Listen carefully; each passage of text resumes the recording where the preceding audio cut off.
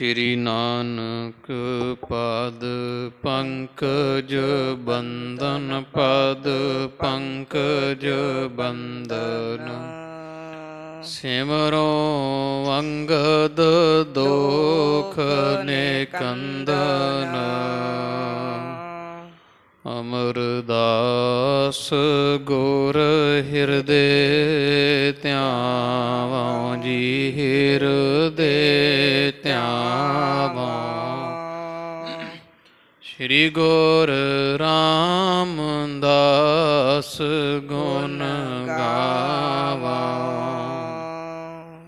ਸ਼੍ਰੀ ਅਰਜਨ ਬਿਘਨਨ ਕੇ ਨਾਸ਼ਕ ਜੀ ਬਿਘਨਨ ਕੇ ਨਾਸ਼ਕ। ਹਰ ਗੋਬਿੰਦ ਸ਼ੁਭ ਸੁਮਤ ਪ੍ਰਕਾਸ਼ਕ। ਸ਼੍ਰੀ ਹਰਿ ਰਾਇ ਨਮੋ ਕਰ ਜੋਰੀ ਜੀ ਨਮੋ ਕਰ ਜੋਰੀ। ਗੁਰ ਹਰਿ ਕ੍ਰਿਸ਼ਨ ਮਨਾਏ ਬਹੋਰੀ। ਤੇਗ ਬਹਾਦਰ ਪਰਮ ਕਿਰਪਾਲਾ ਜੀ ਪਰਮ ਕਿਰਪਾਲਾ। ਸ਼੍ਰੀ ਗੁਰ ਗੋਬਿੰਦ ਸਿੰਘ ਵਿਸਾਲਾ। ਤਰੋਂ ਤਰਾ ਪਰ ਪੁੰਨ ਪੁੰਨ ਸੀਸਾ ਜੀ ਪੁੰਨ ਪੁੰਨ ਸੀਸਾ। ਬੰਦੋਂ ਬਾਰ ਬਾਰ ਜਗਦੀਸ਼ਾ। ਜਿਸ ਮਹਿ ਅੰਮ੍ਰਿਤ ਗਿਆਨ ਹੈ ਮਾਣਿਕ ਭਗਤ ਵਿਰਾਗ। ਗੁਰੂ ਗ੍ਰੰਥ ਸਾਹਿਬ ਓਦਦ ਬੰਦੋਂ ਕਰ ਅਨੁਰਾਗ। ਸ਼੍ਰੀ ਗੁਰ ਸ਼ਬਦ ਕਮਾਏ ਜਿਨ ਜੀਤੇ ਪੰਚ ਬਿਕਾਰ। ਤਿਨ ਸੰਤਨ ਕਉ ਬੰਦਨਾ ਸਿਰ ਚਰਨਨ ਪਰ ਧਾਰ। ਤਿਨ ਸੰਤਨ ਕਉ ਬੰਦਨਾ ਸਿਰ ਚਰਨਨ ਪਰ ਧਾਰ। ਸਤਨਾਮ ਧੰਨ ਵਾਹਿਗੁਰੂ ਸਾਹਿਬ ਜੀਓ। ਥਿਤੀ ਵਾਰ ਮਹੂਰਤ ਵਾਛੋ ਤਿਸ ਕੇ ਸਾਥ ਪੂਛਬ ਬਾਛੋ। ਥਿਤੀ ਸੁਨ ਸਤਿਗੁਰ ਤਬ ਦਾਸ ਪਠਾਏ ਸਕਲ ਸਮਗਰੀ ਤੂਰਨ ਲਿਆਏ। ਸੁਨ ਸਤਿਗੁਰ ਤਬ ਦਾਸ ਪਠਾਏ ਸਕਲ ਸਮਗਰੀ ਤੂਰਨ ਲਿਆਏ। ਵਾਹਿਗੁਰੂ ਜੀ ਕਾ ਖਾਲਸਾ ਵਾਹਿਗੁਰੂ ਜੀ ਕੀ ਫਤਿਹ। ਗਰੀਬ ਨਵਾਜ ਹਾਜ਼ਰਾ ਹਜੂਰ ਜਹਰਾ ਜਹੂਰ। ਨੇਚਲ ਚਾਵਰ ਤਖਤ ਸਿੰਘਾਸਣ ਦੇ ਮਾਲਕ ਵਾਲੀਏ ਕਾਇਨਾਤ ਸ਼ਬਦਾ ਅਵਤਾਰ ਕਰੁਣਾ ਨਿਧਾਨ ਜਗ ਦਾਤੇ। 10 ਪਾਤਸ਼ਾਹੀਓਂ ਜੀ ਕੇ ਪਾਵਨ ਪਵਿੱਤਰ ਸਰੂਪ ਧੰਨ ਧੰਨ ਸਾਹਿਬ ਆਦਿ ਸ਼੍ਰੀ ਗੁਰੂ ਗ੍ਰੰਥ ਸਾਹਿਬ ਜੀ ਮਹਾਰਾਜ ਸੱਚੇ ਪਾਤਸ਼ਾਹ ਜੀਆਂ ਦੇ ਖੁੱਲ੍ਹੇ ਦਰਸ਼ਨ ਦੀਦਾਰ ਕਰਦਿਆਂ ਹੋਇਆਂ ਨੇਤਰਾਂ ਨੂੰ ਸਫਲਿਆਂ ਕਰਨ ਦਾ ਸੁਭਾਗ ਪ੍ਰਾਪਤ ਹੋਇਆ। ਵਡਭਾਗੇ ਹਾਂ ਜੋ ਨਿਤਾ ਪ੍ਰਤੀ ਧੰਨ ਧੰਨ ਸਾਹਿਬ ਸ੍ਰੀ ਗੁਰੂ ਅਰਜਨ ਦੇਵ ਜੀ ਸਾਹਿਬ ਸੱਚੇ ਪਾਤਸ਼ਾਹ ਚੌਜੀ ਪਾਤਸ਼ਾਹ ਗਰੀਬ ਨਵਾਜ ਜੀਆਂ ਦੇ ਪਾਵਨ ਪਵਿੱਤਰ ਜੀਵਨ ਦੀ ਅੰਮ੍ਰਿਤ ਰੂਪ ਗਾਥਾ ਸ਼ਰਵਣ ਕਰ ਰਹੇ ਹਾਂ। ਉਮਰ ਸੋਈ ਵਿੱਚ ਲੇਖੇ ਜੋ ਯਾਦ ਸਾਈਂ ਦੀ ਗੁਜ਼ਰੇ ਪੈਂਦੀ ਮੁਜਰੇ। ਜਥਾ ਪ੍ਰਸੰਗ ਪਿਛਲੇ ਦੀ ਬਾਣ ਵਿੱਚ ਆਪਾਂ ਸੁਣਿਆ ਵਿਚਾਰਿਆ ਹੈ ਕਿ ਲੋਕ ਪਰਲੋਕ ਦੇ ਰੱਖਿਅਕ ਜਗ ਦਾਤੇ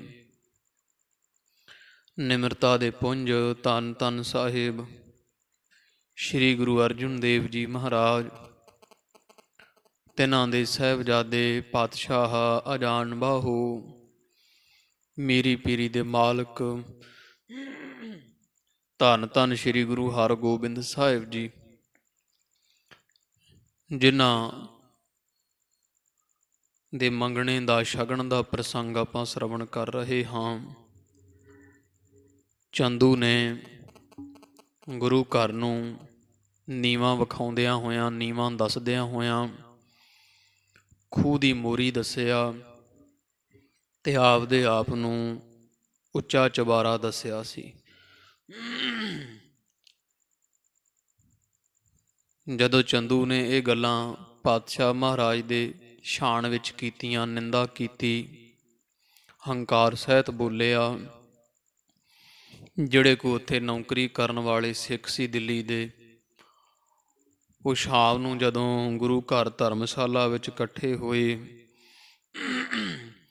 ਸਾਰਿਆਂ ਸਿੱਖਾਂ ਨੇ ਉੱਥੇ ਫਿਰ ਮਤਾ ਪਾਇਆ ਵੀ ਚੰਦੂ ਨੇ ਬਹੁਤ ਮਾੜਾ ਕੀਤਾ, ਸਾਥੋਂ ਪਾਤਸ਼ਾਹ ਮਹਾਰਾਜ ਦੇ ਘਰ ਦੀ ਨਿੰਦਾ ਸੁਣੀ ਨਹੀਂ ਜਾਂਦੀ, ਤੇ ਇਹੋ ਜਿਹੇ ਹੰਕਾਰੀ ਚੰਦੂ ਦੀ ਧੀ ਦਾ ਰਿਸ਼ਤਾ ਜੇ ਪਾਤਸ਼ਾਹ ਦੇ ਸਾਹਿਬਜ਼ਾਦੇ ਹਰਗੋਬਿੰਦ ਸਾਹਿਬ ਨੂੰ ਹੋ ਗਿਆ ਤੇ ਮਾੜੀ ਗੱਲ ਹੈ। ਇਹਦੇ ਮਨ ਵਿੱਚ ਕੋਈ ਸ਼ਰਧਾ ਨਹੀਂ ਗੁਰੂ ਨਾਨਕ ਪਾਤਸ਼ਾਹ ਦੇ ਦਰ ਦੇ ਨਾਲ, ਸਿਰੇ ਦਾ ਹੰਕਾਰੀ ਹੈ, ਜਾਤ ਦਾ ਅਭਿਮਾਨੀ ਹੈ, ਕੱਲ੍ਹ ਨੂੰ ਗੁਰੂ ਘਰ ਵਿੱਚ ਦਖਲ ਦੇਵੇਗਾ। ਪਾਤਸ਼ਾਹ ਨੂੰ ਆਗਾਹ ਕਰਨਾ ਚਾਹੀਦਾ ਆਪਾਂ ਸਾਰਿਆਂ ਨੂੰ ਵੀ ਗਰੀਬ ਨਵਾਜ ਤੁਹਾਡੀ ਕਿਰਪਾ ਦਾ ਪਾਤਰ ਨਹੀਂ ਹੋ ਸਕਦਾ। ਇਹ ਹੰਕਾਰੀ ਹੈ, ਜਾਤ ਅਭਿਮਾਨੀ ਹੈ। ਵਿਚਾਰ ਕਰਕੇ ਸਾਧ ਸੰਗਤ ਜੀਓ, ਚੰਦੂ ਨੇ ਜੋ ਜੋ ਬੋਲਿਆ ਸੀ ਨਾ, ਸਾਰੇ ਦਾ ਸਾਰਾ ਹਾਲ ਸੰਗਤਾਂ ਨੇ ਚਿੱਠੀ ਵਿੱਚ ਲਿਖਿਆ ਤੇ ਪਿੱਛੋਂ ਲਿਖ ਦਿੱਤਾ ਵੀ ਹੇ ਗਰੀਬ ਨਵਾਜ ਸੱਚੇ ਪਾਤਸ਼ਾਹ, ਦਿੱਲੀ ਦੀ ਸਿੱਖ ਸੰਗਤ ਨੇ ਇਹ ਮਤਾ ਕੀਤਾ ਹੈ, ਬੇਨਤੀ ਆਪ ਦੇ ਚਰਨਾਂ ਅੰਦਰ, ਇਹ ਹੰਕਾਰੀ ਚੰਦੂ ਦੀ ਧੀ ਦਾ ਰਿਸ਼ਤਾ ਨਾ ਲਿਆ ਜਾਵੇ ਹਰਗੋਬਿੰਦ ਸਾਹਿਬ ਵਾਸਤੇ। ਇਹ ਯੋਗ ਨਹੀਂ ਹੈ। ਆਪਦੇ ਘਰ ਨੂੰ ਖੂਹ ਦੀ ਮੋਰੀ ਦੱਸਦਾ ਹੈ, ਆਪ ਚੁਬਾਰਾ ਬਣ ਕੇ ਭਾਵ ਵੱਡਾ ਬਣ ਬਹਿੰਦਾ। ਸਿੱਖ ਭੇਜ ਦਿੱਤਾ ਵੀ ਛੇਤੀ ਜਾ, ਗੁਰੂ ਅਰਜਨ ਦੇਵ ਪਾਤਸ਼ਾਹ ਨੂੰ ਚਿੱਠੀ ਇਹ ਕੋਲ ਖੜ ਕੇ ਪੜ੍ਹਾਉਣੀ, ਆਖਣਾ ਹੈ ਵੀ ਮਹਾਰਾਜ ਪਹਿਲਾਂ ਚਿੱਠੀ ਪੜ੍ਹੋ ਫਿਰ ਬਾਕੀ ਕਾਰਜ ਕਰਿਓ ਜੇ ਪਾਤਸ਼ਾਹ ਬੇਨਤੀ ਹੈ। ਇਹ ਦਰਸਾਤ ਸੰਗਤ ਜੀ, ਜਿਹੜੇ ਕੋਈ ਚੰਦੂ ਵੱਲੋਂ ਸ਼ਗਨ ਦੇ ਕੇ ਇੱਕ ਲਾਗੀ ਬ੍ਰਾਹਮਣ ਕੁਝ ਹੋਰ ਮਨੁੱਖ ਭੇਜੇ ਸਨ, ਉਹ ਅੰਮ੍ਰਿਤਸਰ ਸਾਹਿਬ ਵਿੱਚ ਆਣ ਪਹੁੰਚੇ। ਅੰਮ੍ਰਿਤਸਰ ਸਾਹਿਬ ਵਿੱਚ ਆਣ ਖਬਰ ਕੀਤੀ, ਗਰੀਬ ਨਵਾਜ ਮਹਾਰਾਜ ਨੇ ਯਥਾ ਉਚਿਤ ਸੀ ਇਹਨਾਂ ਦੇ ਰਹਿਣ ਦਾ ਪ੍ਰਬੰਧ ਕੀਤਾ। ਸਿੱਖਾਂ ਨੇ ਬਹੁਤ ਇਹਨਾਂ ਦੀ ਸੇਵਾ ਕੀਤੀ ਆਇਆਂ ਦੀ। ਤੋ ਮਾਤਾ ਗੰਗਾ ਜੀ ਦੇ ਮਨ ਵਿੱਚ ਬਹੁਤ ਚਾਅ ਪੈਦਾ ਹੋ ਰਿਹਾ ਪੁੱਤਰ ਦਾ, ਜਿਹੜਾ ਕਿ ਸ਼ਗਨ ਪੈ ਰਿਹਾ ਹਰਗੋਬਿੰਦ ਸਾਹਿਬ ਦਾ। ਨਵੇਂ ਪੁਸ਼ਾਕੇ ਮਾਤਾ ਜੀ ਸਾਹਿਬਜ਼ਾਦਾ ਸਾਹਿਬ ਵਾਸਤੇ ਬਣਵਾਉਂਦੇ ਸਵਾਉਂਦੇ ਆ, ਪਹਿਨਾ ਕੇ ਵਿਖਾਉਂਦੇ ਆ, ਵੇਖਦੇ ਆ। ਜਿੰਨੀਆਂ ਆਂਢ ਗੁਆਂਢ ਦੀਆਂ ਸੁਹਾਗਣਾਂ ਸਾਰੀਆਂ ਮਾਤਾ ਜੀ ਨੇ ਸੱਦਾ ਭੇਜ ਆਪਣੇ ਘਰ ਬੁਲਾ ਲਈਆਂ। ਬੜਾ ਖੁਸ਼ੀ ਦਾ ਮਾਹੌਲ ਆਨੰਦ ਮਾਣਦੀ ਸਿੱਖ ਸੰਗਤ, ਬੜੇ ਤਰ੍ਹਾਂ ਦੇ ਮਿੱਠੇ ਸਲੂਣੇ ਕਸੈਲੇ ਕੌੜੇ ਭਾਵ 36 ਪ੍ਰਕਾਰ ਦੇ ਭੋਜਨ ਤਿਆਰ ਕਰਵਾਏ। ਜਿਹੜੇ ਕੋ ਮੰਗਤੇ ਜਾਚਕ ਜਾਣਾ, ਕੋ ਗਾਉਣ ਵਾਲੇ ਡੂਮ ਭਾਟ ਆਦਿਕ ਸਾਰਿਆਂ ਨੂੰ ਮਾਤਾ ਗੰਗਾ ਜੀ ਭਰ ਭਰ ਕੇ, ਜਿਹੜੇ ਕੋ ਮਾਇਆ ਦੇ ਗੱਫੇ, ਕੋਈ ਰਸਤਾਂ, ਸੋਨਾ ਚਾਂਦੀ, ਲੀੜਾ ਕੱਪੜਾ ਬਸਤਰ ਸਭ ਦਾਨ ਭੇਂਟ ਕਰਦੇ ਹੈ ਅਤੇ ਉਹਨਾਂ ਤੋਂ ਅਸੀਸਾਂ ਲੈਂਦੇ ਹੈ। ਇਸ ਤਰ੍ਹਾਂ ਸਾਰਾ ਦਿਨ ਜਿੱਦਣ ਇਹ ਆਏ ਨਾ ਸ਼ਗਨ ਲਾਉਣ ਵਾਸਤੇ ਇੱਕ ਦਿਨ ਪਹਿਲਾਂ, ਅਤੇ ਸਾਰਾ ਦਿਨ ਹੀ ਮਾਤਾ ਗੰਗਾ ਜੀ ਨੇ ਬੜੀ ਖੁਸ਼ੀ ਕੀਤੀ। ਇਸ ਤਰ੍ਹਾਂ ਸਤ ਸੰਗਤ ਜੀ ਰਾਤ ਬਤੀਤ ਹੋਈ। ਚਾਅ ਦੇ ਮਾਰੇ ਮਾਤਾ ਗੰਗਾ ਜੀ ਨੂੰ ਨੀਂਦ ਨਾ ਆਵੇ। ਕਿਹੜਾ ਵੇਲਾ ਹੋਵੇ, ਪਹਾੜ ਜਿੱਡੀ ਰਾਤ ਲੰਘੇ ਅਤੇ ਸਾਡੇ ਸਾਹਿਬਜ਼ਾਦੇ ਲਾਡਾਂ ਨਾਲ ਪਾਲੇ ਹੋਏ ਹਰਗੋਬਿੰਦ ਸਾਹਿਬ ਨੂੰ ਸ਼ਗਨ ਦਾ ਕੇਸਰ ਦਾ ਤਿਲਕ ਟਿੱਕਾ ਲੱਗਦਾ ਅਸੀਂ ਵੇਖੀਏ।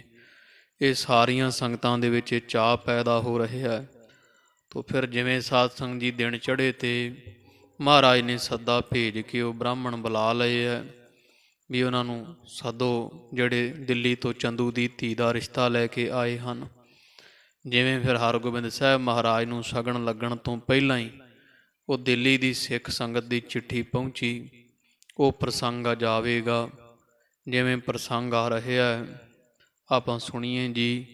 ਚਿੱਤ ਬਿਰਤੀਆਂ ਇਕਾਗਰ ਕਰੀਏ, ਰਸਨਾ ਕਰੋ ਪਵਿੱਤਰ ਆਖੋ ਜੀ ਸਤਨਾਮ। ਸ਼੍ਰੀ ਵਾਹਿਗੁਰੂ ਸਾਹਿਬ ਜੀ ਸਤਨਾਮ। ਸ਼੍ਰੀ ਵਾਹਿਗੁਰੂ ਸਾਹਿਬ ਜੀ। ਵਾਹਿਗੁਰੂ ਸਾਹਿਬ ਜੀਓ। ਸੁਨ ਸਤਿਗੁਰ ਤਬ ਦਾਸ ਪਠਾਏ। ਤੋ ਇਸ ਤਰ੍ਹਾਂ ਮਹਾਰਾਜ ਨੇ ਸੁਣਿਆ ਵੀ ਉਹ ਆ ਗਏ ਹੈ, ਉਹਨਾਂ ਦਾ ਪ੍ਰਬੰਧ ਰਹਿਣ ਬਹਿਣ ਦਾ ਕੀਤਾ।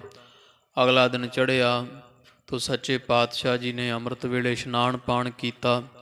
ਤਿਆਰ ਬਰ ਤਿਆਰ ਹੋ ਕਰਕੇ ਵੱਡੇ ਤੜਕੇ ਹਜ਼ੂਰ ਹਰਿਮੰਦਰ ਸਾਹਿਬ ਦੇ ਪਾਵਨ ਸਥਾਨ ਵਿੱਚ ਸੱਜ ਗਏ।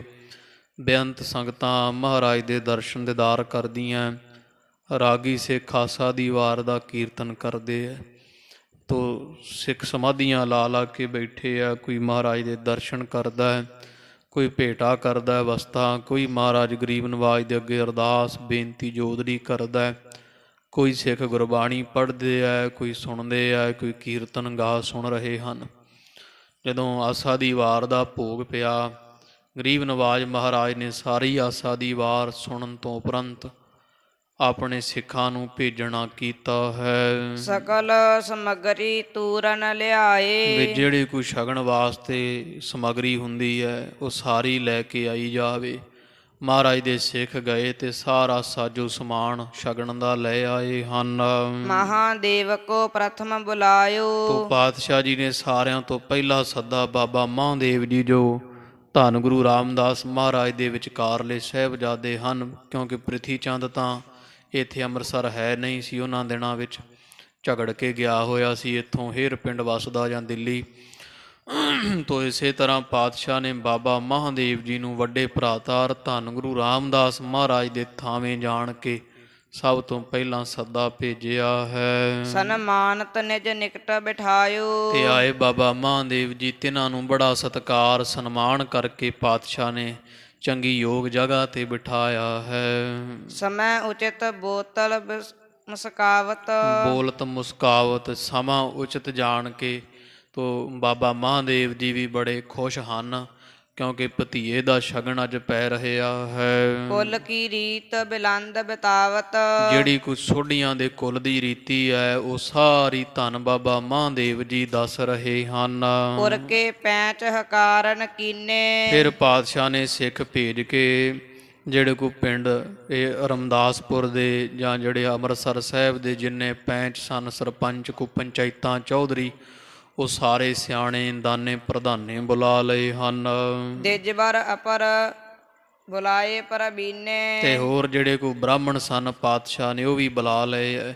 ਸਾਰਿਆਂ ਨੂੰ ਪਾਤਸ਼ਾਹ ਗਰੀਬ ਨਵਾਜ ਨੇ ਖੁੱਲਾ ਸੱਦਾ ਭੇਜ ਦਿੱਤਾ ਹੈ। ਪੁੰਨ ਬਾਜ਼ਾਰ ਤੇ ਕਬਨਕ ਬੁਲਾਏ। ਫਿਰ ਗਰੀਬ ਨਵਾਜ ਮਹਾਰਾਜ ਨੇ ਬਾਜ਼ਾਰ ਤੋਂ ਜਿਹੜੇ ਬਾਣੀਏ, ਕਿਉਂਕਿ ਪਾਤਸ਼ਾਹ ਨੇ ਆਪ ਸੱਦ ਕੇ ਬਿਠਾਏ ਹੋਏ ਸੀ ਨਾ ਬਾਣੀਏ ਸਾਰੇ, ਜਿੰਨੇ ਅੰਮ੍ਰਿਤਸਰ ਸਾਹਿਬ ਦੇ ਦੁਕਾਨਾਂ ਵਾਲੇ, ਬਾਜ਼ਾਰ ਵਾਲੇ, ਬਜਾਜੀ ਜਾਂ ਜੋ ਕੋ ਬਾਣੀਏ ਹੈ, ਉਹਨਾਂ ਸਾਰਿਆਂ ਨੂੰ ਗਰੀਬ ਨਵਾਜ ਨੇ ਸੱਦਾ ਭੇਜ ਬੁਲਾਇਆ ਹੈ। ਕਰ ਕਰ ਟੋਲ ਸਕਲ ਚਲ ਆਏ। ਟੋਲੇ ਬਣਾ ਕੇ ਸਾਰੇ ਜਿੰਨੇ ਸ਼ਹਿਰ ਦੇ ਸੰਗਤਾਂ ਲੋਕ ਹੈ, ਕੋ ਬਾਣੀਏ ਜਿਹੜੇ ਦੁਕਾਨਾਂ ਵਾਲੇ ਹੈ, ਉਹ ਵੀ ਹਜ਼ੂਰ ਦੇ ਘਰ ਪਹੁੰਚ ਰਹੇ ਹਨ। ਸਾਲੋ ਅਰ ਬੁੱਢਾ ਕਲਿਆਣ। ਭਾਈ ਕਲਿਆਣਾ ਜੀ ਸਿਆਣੇ ਧੰਨ ਧੰਨ ਬਾਬਾ ਬੁੱਢਾ ਸਾਹਿਬ ਜੀ ਬ੍ਰਹਮ ਗਿਆਨੀ ਸਤਿਪੁਰਖ ਇਹ ਵੀ ਪਹੁੰਚ ਰਹੇ ਹੈ। ਨਾਲ ਇਹਨਾਂ ਦੇ ਭਾਈ ਸਾਲੋ ਜੀ ਗੁਰਮੁਖ ਪਿਆਰੇ ਹਨ। ਉਮਰ ਸ਼ਾਹ ਮਹਾਨ ਦੀਵਾਨ। ਤੇ ਜਿਹੜੇ ਮਹਾਰਾਜ ਦੇ ਘਰ ਦੇ ਦੀਵਾਨ ਹੈ, ਭਾਵ ਬੜੇ ਸਿਆਣੇ ਧੰਨ ਬਾਬਾ ਉਮਰ ਸ਼ਾਹੋ ਨਾਂ ਦੇ ਗੁਰਮੁਖ ਪਿਆਰੇ ਸਿੱਖ ਵੀ ਆਇਆ ਹੈ। ਉਤੇ ਮਸੰਦ ਬਿਲੰਦ ਸਬਰਿੰਦ। ਤੇ ਜਿਹੜੇ ਉਮਰ ਸ਼ਾਹ ਬਾਬਾ ਜੀ ਤੋਂ ਬਿਨਾਂ ਜਿੰਨੇ ਕੋ ਮਸੰਦ ਹੋਰ ਵੀ ਜਿਹੜੇ ਸੰਗਤਾਂ ਤੋਂ ਕਾਰ ਭੇਟਾ ਲਿਆ ਕੇ ਗੁਰੂ ਘਰ ਪਾਉਂਦੇ ਹੈ, ਸਾਰੇ ਮਸੰਦਾਂ ਨੂੰ ਪਾਤਸ਼ਾਹ ਨੇ ਪਾਸ ਬੁਲਾਇਆ, ਸੱਦਿਆ ਹੈ। ਆਏ ਬੰਦਨਾ ਕਰ ਕਰ ਬੰਦ।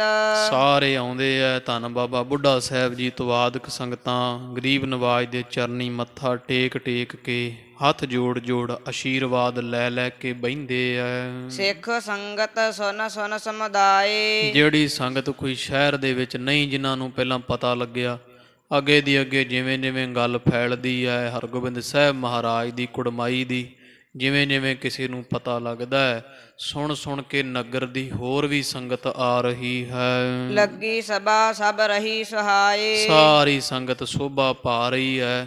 ਪਾਤਸ਼ਾਹ ਮਹਾਰਾਜ ਦੇ ਹਜੂਰ ਵੱਡੀ ਸਭਾ ਲੱਗੀ ਹੋਈ ਹੈ, ਭਾਰੀ ਦੀਵਾਨ ਸਜਿਆ ਹੋਇਆ, ਬੜਾ ਠਾਠਾਂ ਮਾਰਦਾ ਇਕੱਠ।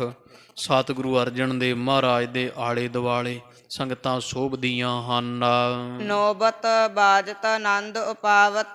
ਤੇ ਜਿਹੜੇ ਕੋ ਨਗਾਰੇ ਧੌਂਸੇ ਵੱਜਦੇ ਐ, ਬੜਾ ਸੋਹਣਾ ਆਨੰਦ ਪੈਦਾ ਹੋ ਰਿਹਾ ਹੈ। ਮੰਗਲ ਸ਼ਬਦ ਕਲਾਵਤ ਗਾਵਤ। ਸੰਗਤਾਂ ਖੁਸ਼ੀ ਦੇ ਸ਼ਬਦ ਗਾਉਂਦੀਆਂ, ਕੀਰਤਨੀਏ ਸਿੱਖ ਜਿਹੜੇ ਐ ਉਹ ਮਹਾਰਾਜ ਦੀ ਉਚਾਰੀ ਬਾਣੀ ਦੇ ਸੋਹਣੇ ਸੁੰਦਰ ਸ਼ਬਦ ਗਾਉਂਦੇ ਹਨ। ਵਜਹ ਨਫੀਰੀ ਨਾਦ ਉਠਾਵੈਂ। ਜਿਹੜੇ ਕੋ ਗਾਉਣ ਵਜਾਉਣ ਵਾਲੇ ਜਾਂ ਜਿਹੜੇ ਹੁੰਦੇ ਆ ਇਸ ਤੋਂ ਗੁਜ਼ਾਰਾ ਕਰਦੇ ਆਪਣਾ, ਜਿਹੜੇ ਉਹ ਮਹਾਰਾਜ ਦੇ ਬਾਹਰ ਦਰਵਾਜ਼ੇ ਤੇ ਜਿਹੜੇ ਹੈ ਉਹ ਕੋਈ ਸ਼ਹਿਨਾਈ ਵਜਾਈ ਜਾਂਦਾ, ਜਿਹੜੇ ਵੀ ਕੋਈ ਇਹਦੇ ਤੋਂ ਰੋਜ਼ਗਾਰ ਚਲਾਉਂਦੇ ਆਪਦਾ ਵੀ ਚਲੋ ਦਾਨ ਪੁੰਨ ਹੋ ਜਾਂਦਾ, ਤੋ ਕੀਰਤੀ ਵਡਿਆਈ ਕਰਨ ਵਾਲੇ ਬਾਹਰ ਮਹਾਰਾਜ ਦੀ ਸੋਭਾ ਉਚਾਰਦੇ, ਨਫੀਰੀਆਂ ਵੱਜਦੀਆਂ ਹਨ। ਠਾਂਡੇ ਪਾਠ ਕਬਿੱਤ ਸੁਣਾਵੈਂ। ਤੇ ਪਾਤਸ਼ਾਹ ਦੀ ਸੋਭਾ ਦੇ ਕਬਿੱਤ ਸੁਣਾਏ ਜਾ ਰਹੇ ਹੈ। ਕੀਰਤੀ ਵਡਿਆਈ ਕਰਨ ਵਾਲੇ ਗਵਈਏ ਪਾਠ ਜਿਹੜੇ ਹੈ ਉਹ ਪਾਤਸ਼ਾਹ ਦੀ ਸੋਭਾ ਦੇ ਵਿੱਚ ਜਿਹੜੇ ਵਾ ਕਬਿੱਤ ਛੰਦ ਸਵਈਏ ਦੋਹਰੇ ਸੁਣਾ ਰਹੇ ਹਨ। ਸ਼੍ਰੀ ਅਰਜਨ ਵਿੱਚ ਸਭਾ ਬਿਰਾਜੇ। ਸਾਰੀ ਸਭਾ ਦੇ ਵਿੱਚ ਗਰੀਬ ਨਵਾਜ ਧੰਨ ਗੁਰੂ ਅਰਜਨ ਦੇਵ ਪਾਤਸ਼ਾਹ ਜੀ ਸੋਭਾ ਪਾ ਰਹੇ ਹਨ। ਜਿਮ ਉਡਗਨ ਮਹਿ ਨਿਪਤ ਸਾਜੇ। ਨਿਸਪਤ ਨਾਮ ਚੰਦਰਮਾ ਦਾ, ਜਿਵੇਂ ਸਾਧ ਸੰਗਤ ਜੀ ਤਾਰਿਆਂ ਦੇ ਮੰਡਲ ਵਿੱਚ ਚੰਦਰਮਾ ਸੋਭਾ ਪਾਉਂਦਾ ਹੈ, ਸਿੱਖ ਤਾਰਿਆਂ ਦੇ ਸਦਰਸ ਹੈ। ਧੰਨ ਗੁਰੂ ਅਰਜਨ ਦੇਵ ਪਾਤਸ਼ਾਹ ਜੀਓ ਜਿਵੇਂ ਤਾਰਿਆਂ 'ਚ ਚੰਦਰਮੇ ਦੀ ਸੋਭਾ ਹੁੰਦੀ ਹੈ, ਗਰੀਬ ਨਵਾਜ ਮਹਾਰਾਜ ਦਾ ਆਭਾ ਪ੍ਰਕਾਸ਼ ਵੱਖਰਾ ਹੈ। ਚਮਰ ਟੁਰਤ ਹੈ ਬਾਰੰਬਾਰੀ। ਤੇ ਪੁਨਾ ਮਹਾਰਾਜ ਦੇ ਸੀਸ ਤੇ ਚੌਰ ਬਰਦਾਰ ਜਿਹੜਾ ਸਿੱਖ ਹੈ ਉਹ ਚੌਰ ਸਾਹਿਬ ਕਰਦਾ। ਭਾਈ ਗੁਰਦਾਸ ਜੀ ਵਰਗੇ ਮਹਾਂਪੁਰਖ ਹਜੂਰ ਦੇ ਸੀਸ ਤੇ ਚੌਰ ਸਾਹਿਬ ਕਰ ਰਹੇ ਹਨ। ਲੈ ਜਨ ਬਿਸਦ ਮਲਾਰ ਉਡਾਰੀ। ਤੇ ਇਹ ਚੌਰ ਸਾਹਿਬ ਦੀ ਸੋਭਾ ਕਵੀ ਜੀ ਕਹਿੰਦੇ ਇਸ ਤਰ੍ਹਾਂ, ਜਿਵੇਂ ਇੱਕ ਪਾਸਿਓਂ ਹੰਸ ਉਡਾਰੀ ਮਾਰਦਾ ਦੂਜੇ ਪਾਸੇ ਚਲੇ ਜਾਂਦਾ ਹੋਵੇ, ਤੇ ਚਿੱਟਾ ਚੌਰ ਸਾਹਿਬ ਹਜੂਰ ਦੇ ਮਗਰਲੇ ਪਾਸੇ ਝੂਲਦਾ ਹੈ ਸੀਸ ਦੇ ਉੱਪਰ। ਫਿਰ ਮਾਨੋ ਦੂਜੇ ਪਾਸਿਓਂ ਖੱਬਿਓਂ ਉਡਾਰੀ ਮਾਰ ਕੇ ਹੰਸ ਸੱਜੇ ਪਾਸੇ ਬਹਿ ਜਾਵੇ, ਸੱਜਿਓਂ ਚਿੱਟਾ ਹੰਸ ਉਡਾਰੀ ਮਾਰ ਕੇ ਖੱਬੇ ਪਾਸੇ ਬਹਿ ਜਾਵੇ। ਇਸ ਤਰ੍ਹਾਂ ਮਹਾਰਾਜ ਦੇ ਸੀਸ ਤੇ ਚੌਰ ਝੁੱਲਦਾ ਜਿਵੇਂ ਹੰਸ ਉਡਾਰੀ ਮਾਰਦਾ ਹੈ। ਸੇਤ ਬਸਤਰ ਸਤਿਗੁਰ ਗਰ ਪਾਏ। ਤੇ ਮਹਾਰਾਜ ਨੇ ਗਲ ਵਿੱਚ ਐਨ ਚਿੱਟੇ ਸੁੰਦਰ ਬਸਤਰ ਪਹਿਨੇ ਹੋਏ ਹੈ। ਮਨੋ ਸਮੇਟ ਚੰਦਰਕਾ ਲਿਆਏ। ਇੰਨਾ ਪ੍ਰਕਾਸ਼ ਸੁੰਦਰ ਬਸਤਰ ਪਾਇਆ ਹੋਇਆਂ ਦਾ ਮਾਨੋ ਜਿਵੇਂ ਚੰਦਰਮਾ ਦੀਆਂ ਕਿਰਨਾਂ ਜਿਹੜੀਆਂ ਚਾਨਣੀ ਹੈ ਉਹੀ ਸਮੇਟ ਕੇ ਚੋਲਾ ਬਣਾ ਪਾਇਆ ਹੋਵੇ। ਸ਼ਾਂਤ ਸਰੂਪ ਸੁਸ਼ੀਲ ਸਤੀਰ। ਇਧਰ ਸੱਚੇ ਪਾਤਸ਼ਾਹ ਜੀ ਸ਼ਾਂਤੀ ਦਾ ਸਰੂਪ ਹਨ, ਸ੍ਰੇਸ਼ਟ ਜਾਨੀ ਜਾਣ ਸੁਸ਼ੀਲ ਸੁਭਾਅ ਦੇ, ਸਹਿਤ ਧੀਰਜ ਦੇ ਹਨ। ਬਦਨ ਪ੍ਰਫੁੱਲਤ ਗੁਣੀ ਗਹੀਰ।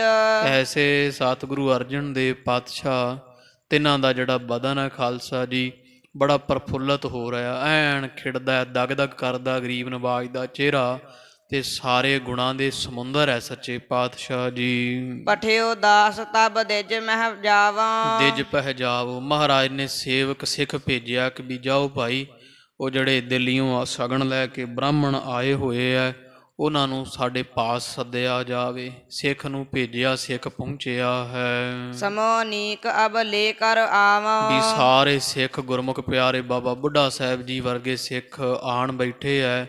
ਇਸ ਕਰਕੇ ਭਾਈ ਸਿੱਖਾ ਜਾ ਉਹਨਾਂ ਬ੍ਰਾਹਮਣਾਂ ਨੂੰ, ਦਿੱਲੀ ਵਾਲਿਆਂ ਨੂੰ ਸੱਦ ਕੇ ਇੱਥੇ ਲੈ ਆ। ਹੁਣ ਸਮਾਂ ਚੰਗਾ ਹੈ, ਭਾਵ ਸਾਰੀ ਸਿੱਖ ਸੰਗਤ ਸਜ ਗਈ ਹੈ, ਆਸਾ ਦੀ ਵਾਰ ਦਾ ਭੋਗ ਵੀ ਪੈ ਗਿਆ ਹੈ। ਗਿਆਨਵਾਨ ਸਿੱਖ ਸਭਾ ਮਝਾਰੇ। ਬੜੇ ਗਿਆਨਵਾਨ ਜਿਹੜੇ ਆ ਸੁਲਝੇ ਹੋਏ ਸਿੱਖ ਪਾਤਸ਼ਾਹ ਦੀ ਸਭਾ ਵਿੱਚ ਬੈਠੇ ਹਨ। ਚੌਹਾਂ ਦਿਸ ਮਹਿ ਗੁਰ ਕੇ ਪਰਵਾਰੇ। ਤੇ ਗਰੀਬ ਨਵਾਜ ਪਰਵਾਰੇ ਹੋਏ ਆ, ਵੀ ਜਿਵੇਂ ਵਿਚਕਾਰ ਆ ਚੰਦਰਮਾ ਨੂੰ ਕਈ ਵਾਰਾਂ ਲੱਗਦਾ ਨਾ ਪ੍ਰਵਾਲ, ਚਾਰ ਚਫੇਰਿਓਂ ਪੂਰਿਆ ਜਾਂਦਾ। ਸੱਚੇ ਪਾਤਸ਼ਾਹ ਮਹਾਰਾਜ ਜੀ ਗਿਆਨਵਾਨ ਸਿੱਖ ਜਿਹੜੇ ਬਾਬਾ ਬੁੱਢਾ ਸਾਹਿਬ ਜੀ, ਭਾਈ ਗੁਰਦਾਸ ਜੀ, ਇਸ ਤੋਂ ਇਲਾਵਾ ਸਾਧ ਸੰਗਤ ਜੀ, ਬੜੇ ਭਾਈ ਪੈੜਾ ਜੀ, ਬਾਬਾ ਬਿਧੀ ਚੰਦ ਜੀ ਵਰਗੇ ਮਹਾਂਪੁਰਖ, ਭਾਈ ਮੰਝ ਜੀ ਵਰਗੇ, ਭਾਈ ਭਗਤੂ ਜੀ ਵਰਗੇ ਚੰਗੇ ਗਿਆਨਵਾਨ ਜਿੰਨੇ ਸਿੱਖ ਪਾਤਸ਼ਾਹ ਦੇ ਦੁਆਲੇ ਬੈਠੇ ਐ। ਵਿਚਕਾਰ ਗਰੀਬ ਨਵਾਜ ਦੀ ਸੋਭਾ ਚੰਦਰਮਾ ਵਰਗੀ। ਬ੍ਰਹਮ ਲੋਕ ਮਹਿ ਸਿੱਖ ਬ੍ਰਹਮ ਲੋਕ ਮਹਿ ਬ੍ਰਹਮਾ ਜੈਸੇ। ਇਸ ਤਰ੍ਹਾਂ ਸੋਭਾ ਹੈ ਜਿਵੇਂ ਬ੍ਰਹਮ ਲੋਕ ਦੇ ਵਿੱਚ ਬ੍ਰਹਮਾ ਬੈਠਾ ਹੁੰਦਾ ਆਪਣੇ ਸਿੰਘਾਸਣ ਉੱਪਰ। ਸਰਗੁਣ ਸਹਿਤ ਬਿਰਾਜਹ ਤੈਸੇ। ਸੁਰ ਗਣ ਜਿੰਨੇ ਦੇਵਤੇ ਆ, ਗਣ ਸਮੂਹ ਸੁਰ ਦੇਵਤੇ, ਉਹ ਬ੍ਰਹਮਾ ਦੇ ਦਾਲੇ ਬੈਠੇ ਹੁੰਦੇ ਆ। ਇਸ ਤਰ੍ਹਾਂ ਪਾਤਸ਼ਾਹ ਮਹਾਰਾਜ ਵਿਚਕਾਰ ਬੈਠੇ ਦੇਵਤਿਆਂ ਵਰਗੇ ਸਿੱਖ ਗਰੀਬ ਨਵਾਜ ਦੇ ਇਰਦ ਗਿਰਦ ਸੋਭਾ ਪਾਉਂਦੇ ਹਨ। ਨਾਰ ਨਾਗਰੀ ਕੋਕਿਲ ਐਨੀ। ਇਧਰ ਜਿਹੜੀਆਂ ਕੋ ਮਾਈਆਂ ਮਾਤਾ ਗੰਗਾ ਜੀ ਦੇ ਪਾਸ ਆਈਆਂ ਹੋਈਆਂ, ਜਿਨ੍ਹਾਂ ਦੀ ਬਹੁਤ ਸੁੰਦਰ ਮਿੱਠੀ ਆਵਾਜ਼ ਹੈ। ਗਾਵਹ ਗੀਤ ਪ੍ਰਫੁੱਲਤ ਨੈਣੀ। ਤੇ ਪ੍ਰਫੁੱਲਤ ਹੋਏ ਹੋਏ ਨੈਣ ਜਿਨ੍ਹਾਂ ਦੇ ਹੈ, ਉਹ ਮਾਤਾ ਗੰਗਾ ਜੀ ਦੇ ਘਰ ਵਿੱਚ ਇੱਥੇ ਗੁਰੂ ਕੇ ਮਹਿਲ ਬੜੇ ਉੱਚੀ ਆਵਾਜ਼ ਵਿੱਚ ਗੀਤ ਗਾ ਰਹੀਆਂ ਹਨ। ਇੱਕ ਬੈਠੀ ਢਿਗ ਢੋਲ ਬਜਾਵੈ। ਕੋਈ ਮਾਤਾ ਗੰਗਾ ਜੀ ਦੇ ਪਾਸ ਬੈਠ ਕੇ ਜਿਹੜੀ ਛੋਟੀ ਢੋਲਕੀ ਉਹ ਵਜਾ ਰਹੀ ਹੈ। ਭਾਵ ਇੱਥੇ ਸਾਧ ਸੰਗਤ ਜੀ ਕਵੀ ਸੰਤੋਖ ਸਿੰਘ ਸਾਹਿਬ, ਕਿਉਂਕਿ ਮਾਤਾ ਗੰਗਾ ਜੀ ਦੇ ਸਮੇਂ ਇਹੋ ਜਿਹਾ ਕੁਝ ਹੈ ਨਹੀਂ ਸੀ, ਪਰ ਕਾਰਨ ਇਹ ਹੈ ਵੀ ਜਿਵੇਂ ਹੁਣ ਕਵੀ ਸੰਤੋਖ ਸਿੰਘ ਸਾਹਿਬ ਜੀ ਹੈ, ਇਹਨਾਂ ਨੇ ਬੜੇ ਪ੍ਰਭਾਵ ਹੇਠ ਇਹ ਗ੍ਰੰਥ ਲਿਖਣਾ ਪਿਆ ਸੀ, ਕਿਉਂਕਿ ਹੋਰ ਕਿਸੇ ਰਾਜੇ ਨੇ ਛੇਤੀ ਛੇਤੀ ਮਦਦ ਨਹੀਂ ਸੀ ਕੀਤੀ ਕਵੀ ਸੰਤੋਖ ਸਿੰਘ ਸਾਹਿਬ ਜੀ ਦੀ। ਤੋਂ ਰਾਜਾ ਉਦੈ ਸਿੰਘ ਜਿਹੜਾ ਕੈਂਥਲ ਵਾਲਾ ਹੈ, ਇਹ ਸਤਿਗੁਰਾਂ ਦੇ ਘਰ ਦਾ ਬੜਾ ਸ਼ਰਧਾਲੂ ਸੀ। ਇਸ ਨੇ ਕਵੀ ਸੰਤੋਖ ਸਿੰਘ ਸਾਹਿਬ ਜੀਆਂ ਨੂੰ ਪ੍ਰੇਰ ਕੇ ਤੇ ਬੜੀ ਮਾਇਆ ਹਾਜ਼ਰ ਕਰਕੇ ਤੇ ਉਹੋ ਜਿਹਾ ਮਾਹੌਲ ਜਗ੍ਹਾ ਦੇ ਦਵਾ ਕੇ ਤੇ ਇਹ ਇਤਿਹਾਸ ਗ੍ਰੰਥ ਲਿਖਵਾਏ। ਤੇ ਨਾਲ ਹੀ ਕਈ ਜਿਹੜੇ ਕਵੀ ਹੁੰਦੇ ਆ ਸਾਰੇ ਹੀ, ਇਹ ਜਦੋਂ ਸ਼ਿੰਗਾਰ ਰਸ ਜਾਂ ਕੋਈ ਹਾਸ ਰਸ ਕਰਦੇ ਆ ਜਾਂ ਕੋਈ ਵੀ ਸ਼ਿੰਗਾਰ ਜਿਹੜਾ ਵਾਹਿਗੁਰੂ ਅਲੰਕਾਰ ਬੰਨ੍ਹਦੇ ਆ, ਇਹਨਾਂ ਨੂੰ ਦੋਸ਼ ਨਹੀਂ ਹੁੰਦਾ। ਇਹ ਜੇ ਛੱਡ ਦੇਣ ਫਿਰ ਦੋਸ਼ ਹੁੰਦਾ। ਵੀ ਕੋਈ ਵੀ ਰਸ ਹੁੰਦਾ 9 ਰਸਾਂ 'ਚੋਂ, ਜਿਹੜੇ ਰਸ ਨੂੰ ਫੜ ਲੈਂਦੇ ਆ ਫਿਰ ਚੰਗੀ ਤਰ੍ਹਾਂ ਜੇ ਪੂਰਾ ਨਾ ਕਰਨ ਫਿਰ ਦੋਸ਼ ਲੱਗਦਾ, ਵੱਧ ਲਿਖ ਦਿੰਦਾ ਕੋਈ ਦੋਸ਼ ਨਹੀਂ ਲੱਗਦਾ। ਇਸ ਤਰ੍ਹਾਂ ਕਵੀ ਜੀ ਇਹ ਮਾਨੋ ਵੀ ਉਹ ਵਿਵਾਹ ਦਾ ਸਮਾਗਮ ਜਾਂ ਜਿਹੜਾ ਇਹ ਖੁਸ਼ੀ ਦਾ ਮਾਹੌਲ ਜਾਣ ਕੇ ਸਾਰਾ ਕੁਝ ਲਿਖ ਰਹੇ ਆ, ਇਹਨਾਂ ਨੂੰ ਦੋਸ਼ ਨਹੀਂ ਹੁੰਦਾ ਕਵੀਆਂ ਨੂੰ। ਪਰ ਇਹ ਸਮਝਣਾ ਨਹੀਂ ਮਾਤਾ ਗੰਗਾ ਜੀ ਦੇ ਘਰ ਵਿੱਚ, ਕਿਉਂਕਿ ਮਾਤਾ ਗੰਗਾ ਜੀ ਬਹੁਤ ਬਾਣੀ ਪੜ੍ਹਨ ਵਾਲੇ, ਸਾਰਾ ਦਿਨ ਪਰਮੇਸ਼ਰ ਵਿੱਚ ਲੀਨ, ਜਿਨ੍ਹਾਂ ਦੇ ਪਤੀ ਅਕਾਲ ਪੁਰਖ ਪਰਮੇਸ਼ਰ ਹਨ। ਮੰਗਲ ਗੀਤ ਬਣਾਏ ਸੁਣਾਵੈ। ਤੋਂ ਬੜੇ ਮੰਗਲਾਚਾਰ ਖੁਸ਼ੀ ਦੇ ਗੀਤ ਬਣਾ ਬਣਾ ਕੇ ਸੁਣਾਏ ਜਾ ਰਹੇ ਹਨ। ਇੱਕ ਨਾਚਤ ਹੈ ਪਾਏ ਭਵਾਲੀ। ਇਹ ਅੱਗੇ ਦੱਸ ਦਿੱਤਾ ਵੀ ਐਸਾ ਜਿਹੜਾ ਵੈ ਉਹਨਾਂ ਰਾਜ ਘਰਾਣਿਆਂ ਵਿੱਚ ਉਹਦੇ ਕੁਝ ਵੜ ਗਿਆ ਸੀ ਜਦੋਂ ਕਵੀ ਸੰਤੋਖ ਸਿੰਘ ਜੀਆਂ ਗ੍ਰੰਥ ਲਿਖਿਆ। ਜਿਹੜੇ ਸਿੱਖ ਰਾਜੇ ਸਨ ਸਾਧ ਸੰਗਤ, ਜਿੰਨਾ ਸਮਾਂ ਤਾਂ ਜਿਹੜੀਆਂ ਰਿਆਸਤਾਂ ਰਹੀਆਂ ਜਾਂ ਛੋਟੀਆਂ ਜਿਵੇਂ 12 ਮਿਸਲਾਂ ਰਹੀਆਂ, 12 ਮਿਸਲਾਂ ਦੇ ਸਮੇਂ ਵਿੱਚ ਤਾਂ ਸਿੱਖਾਂ ਦਾ ਬੜਾ ਚੜ੍ਹਦੀ ਕਲਾ ਰਹੀ ਹੈ।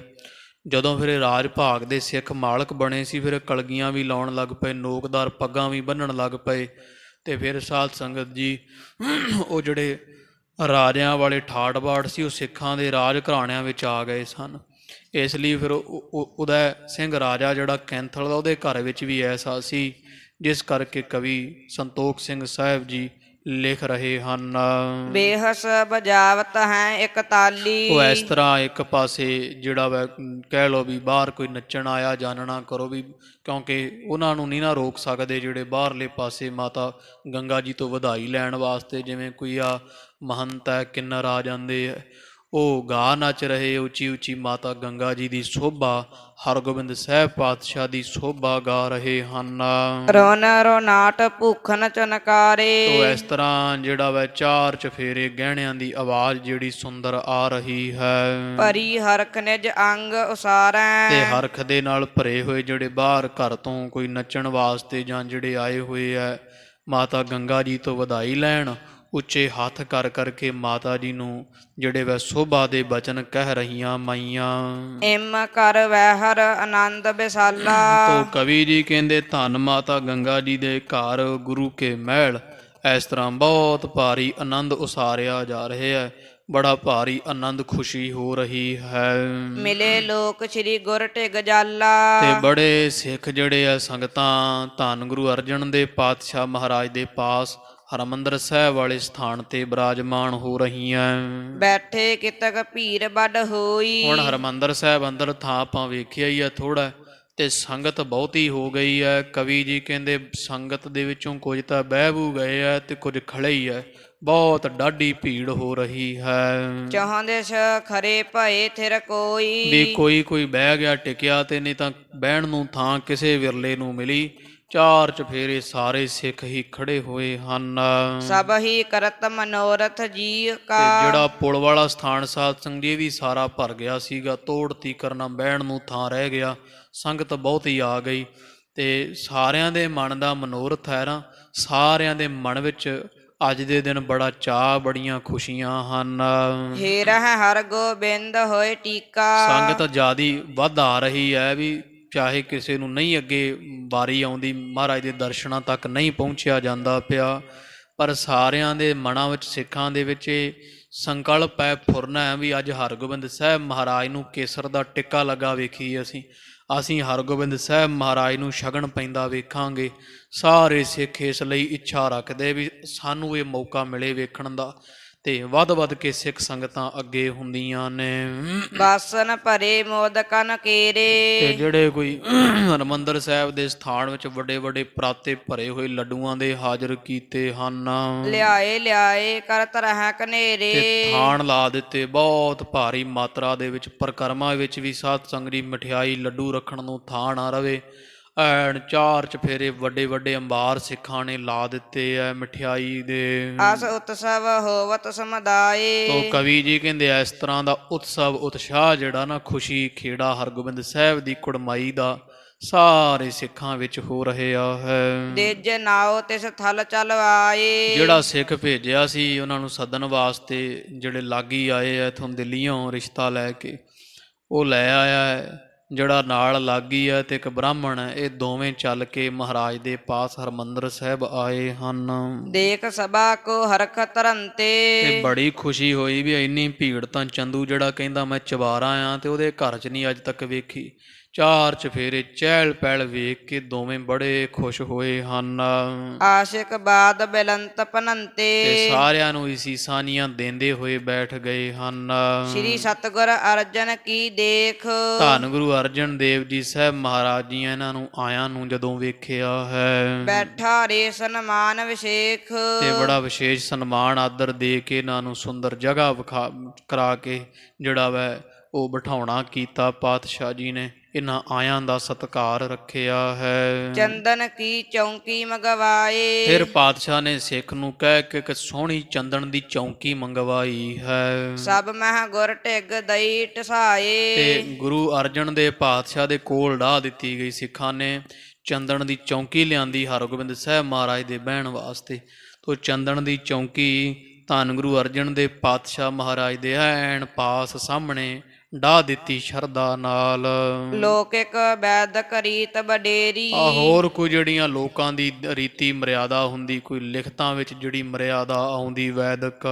ਦਿਜ ਕਹਿ ਕਰ ਵਾਇਸ ਤਿਸ ਘੇਰੀ ਤਿਸ ਬੇਰੀ। ਤੋਂ ਜਿਹੜੇ ਬ੍ਰਾਹਮਣ ਉਹਨਾਂ ਨੇ ਆਪਣੀ ਜਿਹੜੀ, ਕਿਉਂਕਿ ਬ੍ਰਾਹਮਣਾਂ ਦਾ ਜਿਹੜਾ ਕੋਈ ਕਰਮ ਧਰਮ ਹੈ ਉਹ ਬ੍ਰਾਹਮਣਾਂ ਨੇ ਆਪਦੀ ਮਰਜ਼ੀ ਨਾਲ ਕਰਨਾ ਕੀਤਾ ਹੈ। ਦੋਹਰਾ ਕਰਿਓ ਕਾਰਨ ਇਮ ਸਮੈ। ਉਹ ਕਵੀ ਜੀ ਫਿਰ ਦੱਸਦੇ, ਕਹਿੰਦੇ ਫਿਰ ਧੰਨ ਗੁਰੂ ਅਰਜਨ ਦੇਵ ਪਾਤਸ਼ਾਹ ਮਹਾਰਾਜ ਨੇ ਉੱਥੋਂ ਸਭਾ ਚੋਂ ਇੱਕ ਹੋਰ ਸਿੱਖ ਉਠਾ ਕੇ ਭੇਜਿਆ ਹੈ ਸ੍ਰੀ ਹਰਗੋਬਿੰਦ ਚੰਦ। ਵੀ ਜਾਓ ਭਾਈ ਸਾਹਿਬਜ਼ਾਦਾ ਹਰਗੋਬਿੰਦ ਸਾਹਿਬ ਨੂੰ ਇੱਥੇ ਸਭਾ ਵਿੱਚ ਬੁਲਾ ਕੇ ਲੈ ਆਓ। ਇਮ ਕਹਿ ਕਰ ਦਿਜ ਗਨਕ ਤੋ ਤਬ। ਇਹ ਗੱਲ ਕਹਿ ਕਰਕੇ ਨਾ ਜਿਹੜਾ ਕੋਈ ਬ੍ਰਾਹਮਣ ਹੈ ਉਹ ਉੱਠਿਆ ਹੈ ਜਲਦੀ ਦੇ ਨਾਲ।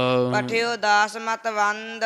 ਉਹਨੇ ਕੋਈ ਅੱਗੋਂ ਦਾਸ ਜਾਂ ਸਤਿਗੁਰਾਂ ਨੇ ਕੋਈ ਸਿੱਖ ਦਾਸ ਭੇਜਿਆ ਹੈ, ਬੜੀ ਮੱਤ ਵਾਲਾ ਸਿਆਣਾ, ਜਿਹੜਾ ਹਰਗੋਬਿੰਦ ਸਾਹਿਬ ਨੂੰ ਲੈਣ ਵਾਸਤੇ, ਕਿਉਂਕਿ ਹਰਗੋਬਿੰਦ ਸਾਹਿਬ ਉਦੋਂ ਗੁਰੂ ਕੇ ਮਹਿਲ ਸੀਗੇ ਮਾਤਾ ਗੰਗਾ ਜੀ ਦੇ ਪਾਸ, ਪਾਤਸ਼ਾਹ ਜੀ ਇੱਥੇ ਹਰਿਮੰਦਰ ਸਾਹਿਬ ਸਨ। ਤੋ ਸ਼ਗਨ ਲਾਉਣ ਵਾਲੇ ਜਿਹੜੇ ਉਹ ਪੂਰੇ ਤਿਆਰੇ ਦੇ ਨਾਲ ਇੱਥੇ ਆ ਚੁੱਕੇ ਹੈ। ਪਾਤਸ਼ਾਹ ਗਰੀਬ ਨਵਾਜ ਮਹਾਰਾਜ ਨੇ ਸਿਆਣੇ ਸਿੱਖ ਨੂੰ ਭੇਜਿਆ ਵੀ ਜਾਓ ਭਾਈ ਜਾ ਕੇ ਹਰਗੋਬਿੰਦ ਸਾਹਿਬ ਨੂੰ ਇੱਥੇ ਬੁਲਾਓ। ਬਸਨ ਬੇ ਭੂਖਨ ਪਹਿਰ ਤੇ ਤੇ। ਜਦੋਂ ਇਹ ਸਿੱਖ ਗਿਆ ਹੈ ਨਾ ਹਰਗੋਬਿੰਦ ਸਾਹਿਬ ਨੂੰ ਲੈਣ ਵਾਸਤੇ, ਪਾਤਸ਼ਾਹ ਗਰੀਬ ਨਵਾਜ ਉਦੋਂ ਜਿਹੜੇ ਵੈ ਕੋਈ ਬਸਤਰ ਤੇ ਆਪਣੇ ਗਹਿਣੇ ਕੋ ਹਾਰ ਕਲਗੀ ਜਿਗਾ ਲਾ ਰਹੇ ਸਨ। ਪਾਤਸ਼ਾਹ ਜੀ ਕਰ ਇਸ਼ਨਾਨ ਜਿਸ ਥਾਨ। ਜਿਸ ਥਾਂ ਤੇ ਮਹਾਰਾਜ ਨੇ ਇਸ਼ਨਾਨ ਕੀਤਾ ਹੈ, ਇਸ਼ਨਾਨ ਪਾਣ ਕਰਨ ਤੋਂ ਬਾਅਦ ਇਹ ਗੁਰੂ ਕੇ ਮਹਿਲ ਸੀ ਪਾਤਸ਼ਾਹ ਉਦੋਂ। ਹਰਗੋਬਿੰਦ ਸਾਹਿਬਜ਼ਾਦਾ ਜੀ ਤਿਆਰ ਬਰ ਤਿਆਰ ਸੁੰਦਰ ਪੁਸ਼ਾਕਾਂ ਪਹਿਨ ਰਹੇ ਹੈ, ਤੋ ਨਾਲ ਸੀਸ ਤੇ ਦਸਤਾਰਾ ਸਜਾਇਆ, ਸੋਹਣੇ ਚੀਰੇ ਦੇ ਉੱਪਰ ਜਿਗਾ ਲਾ ਕੇ ਗਰੀਬ ਨਵਾਜ ਨੇ ਕਲਗੀ ਸਜਾ ਰਹੇ ਹੈ। ਜਦੋਂ ਇਹ ਦਾਸ ਪਹੁੰਚਿਆ ਹੈ ਤਹਾਂ ਜਾਏ ਕਰ ਕਹਿਤ ਭਾ।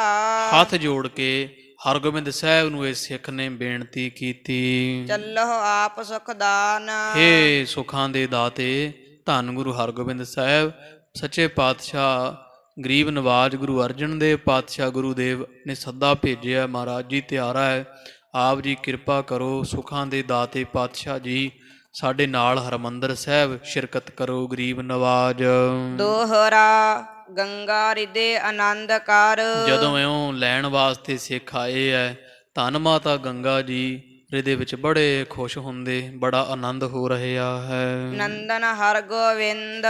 ਵੇਖਦੇ ਹੈ ਵੀ ਸਾਡਾ ਸੁੰਦਰ ਸਰੂਪ ਵਾਲਾ ਸੋਹਣਾ ਸਾਹਿਬਜ਼ਾਦਾ ਹਰਗੋਬਿੰਦ ਸਾਹਿਬ ਜੋ ਬਸਨ ਵੇ ਭੂਖਨ ਮੋਲ ਬਹੁ। ਮਾਤਾ ਗੰਗਾ ਜੀਆਂ ਜਿਸ ਪੁੱਤਰ ਵਾਸਤੇ ਸੋਹਣੇ ਬਸਤਰ ਤਿਆਰ ਕੀਤੇ ਕਰਵਾਏ ਐ, ਸੋਹਣੇ ਗਹਿਣੇ ਪਹਿਨਾਏ ਐ, ਜਿਹੜੇ ਬਹੁਤ ਮੁੱਲ ਦੇ ਹਨ। ਚੰਗਾ ਜਿਵੇਂ ਕਹਿ ਲਓ ਹੀਰਿਆਂ ਦਾ ਹਾਰ, ਅੱਗੇ ਆ ਜਾਣਾ ਪ੍ਰਸੰਗ, ਪਾਤਸ਼ਾਹ ਮਹਾਰਾਜ ਵਾਸਤੇ ਕਢਵਾਇਆ ਹੈ। ਪਹਿਰਾਵਤ ਸੁਖ ਕੰਦ। ਮਾਤਾ ਗੰਗਾ ਜੀ ਨੇ ਲਾੜ ਲੜਾਉਂਦਿਆਂ ਸੁੱਖਾਂ ਦੀ ਗੰਦਲ ਧੰਨ ਗੁਰੂ ਹਰਗੋਬਿੰਦ ਸਾਹਿਬ ਪਾਤਸ਼ਾਹ ਦੇ ਗਲੇ ਵਿੱਚ ਹਾਰ ਪਹਿਨਾਇਆ, ਸੁੰਦਰ ਬਸਤਰ ਸੁੰਦਰ ਗਹਿਣੇ ਆਪ ਮਾਤਾ ਜੀਆਂ ਚਾਅ ਨਾਲ ਬੰਨੇ ਪਹਿਨਾਏ ਹਨ। ਸਵਈਆ ਛੰਦ ਸੂਖਮ ਬਸਤਰ ਗਰੇ ਮੈਂ ਜਾਮਾ। ਤੋ ਹਰਗੋਬਿੰਦ ਸਾਹਿਬ ਮਹਾਰਾਜ ਦੀ ਹੁਣ ਸੋਭਾ ਕੈਸੀ ਜਦੋਂ ਸ਼ਗਨ ਪੈਣਾ ਤੇ ਜਾ ਰਹੇ ਪਾਤਸ਼ਾਹ।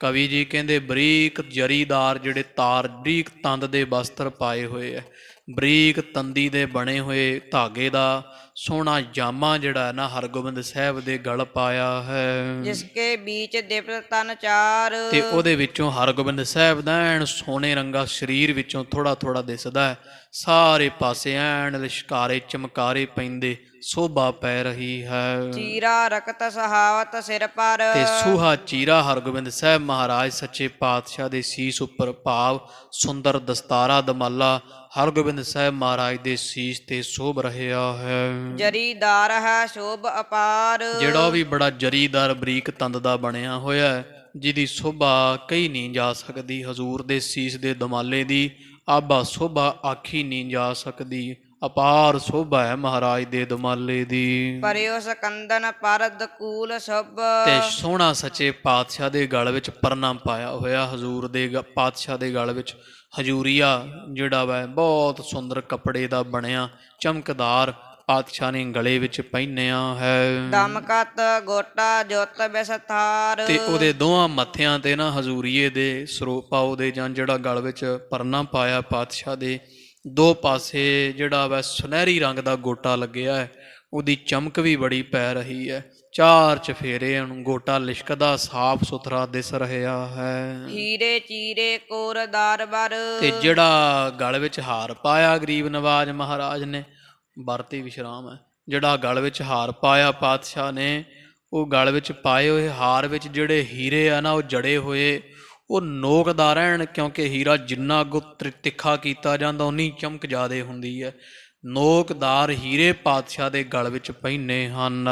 ਜਰੇ ਜਵਾਹਰ ਜਿੱਗਾ ਮਝਾਰ। ਤੇ ਪਾਤਸ਼ਾਹ ਦੀ ਜਿਗਾ ਦੇ ਵਿੱਚ ਜਿਹੜੀ ਕਲਗੀ ਲਾਉਣ ਵਾਸਤੇ ਦਮਾਲੇ ਤੇ ਜਿਗਾ ਸਜਾਈ ਹੈ ਨਾ ਹਜ਼ੂਰ ਨੇ, ਉਹਦੇ ਉੱਪਰ ਹੀਰੇ ਜੜੇ ਹੋਏ ਆ, ਜਵਾਹਰ ਲਾਲ 9 ਰਤਨ ਜੜੇ ਹੋਏ ਆ, 4 ਚਫੇਰੇ ਜਗਮਗ ਜਗਮਗ ਹੁੰਦੀ ਹੈ।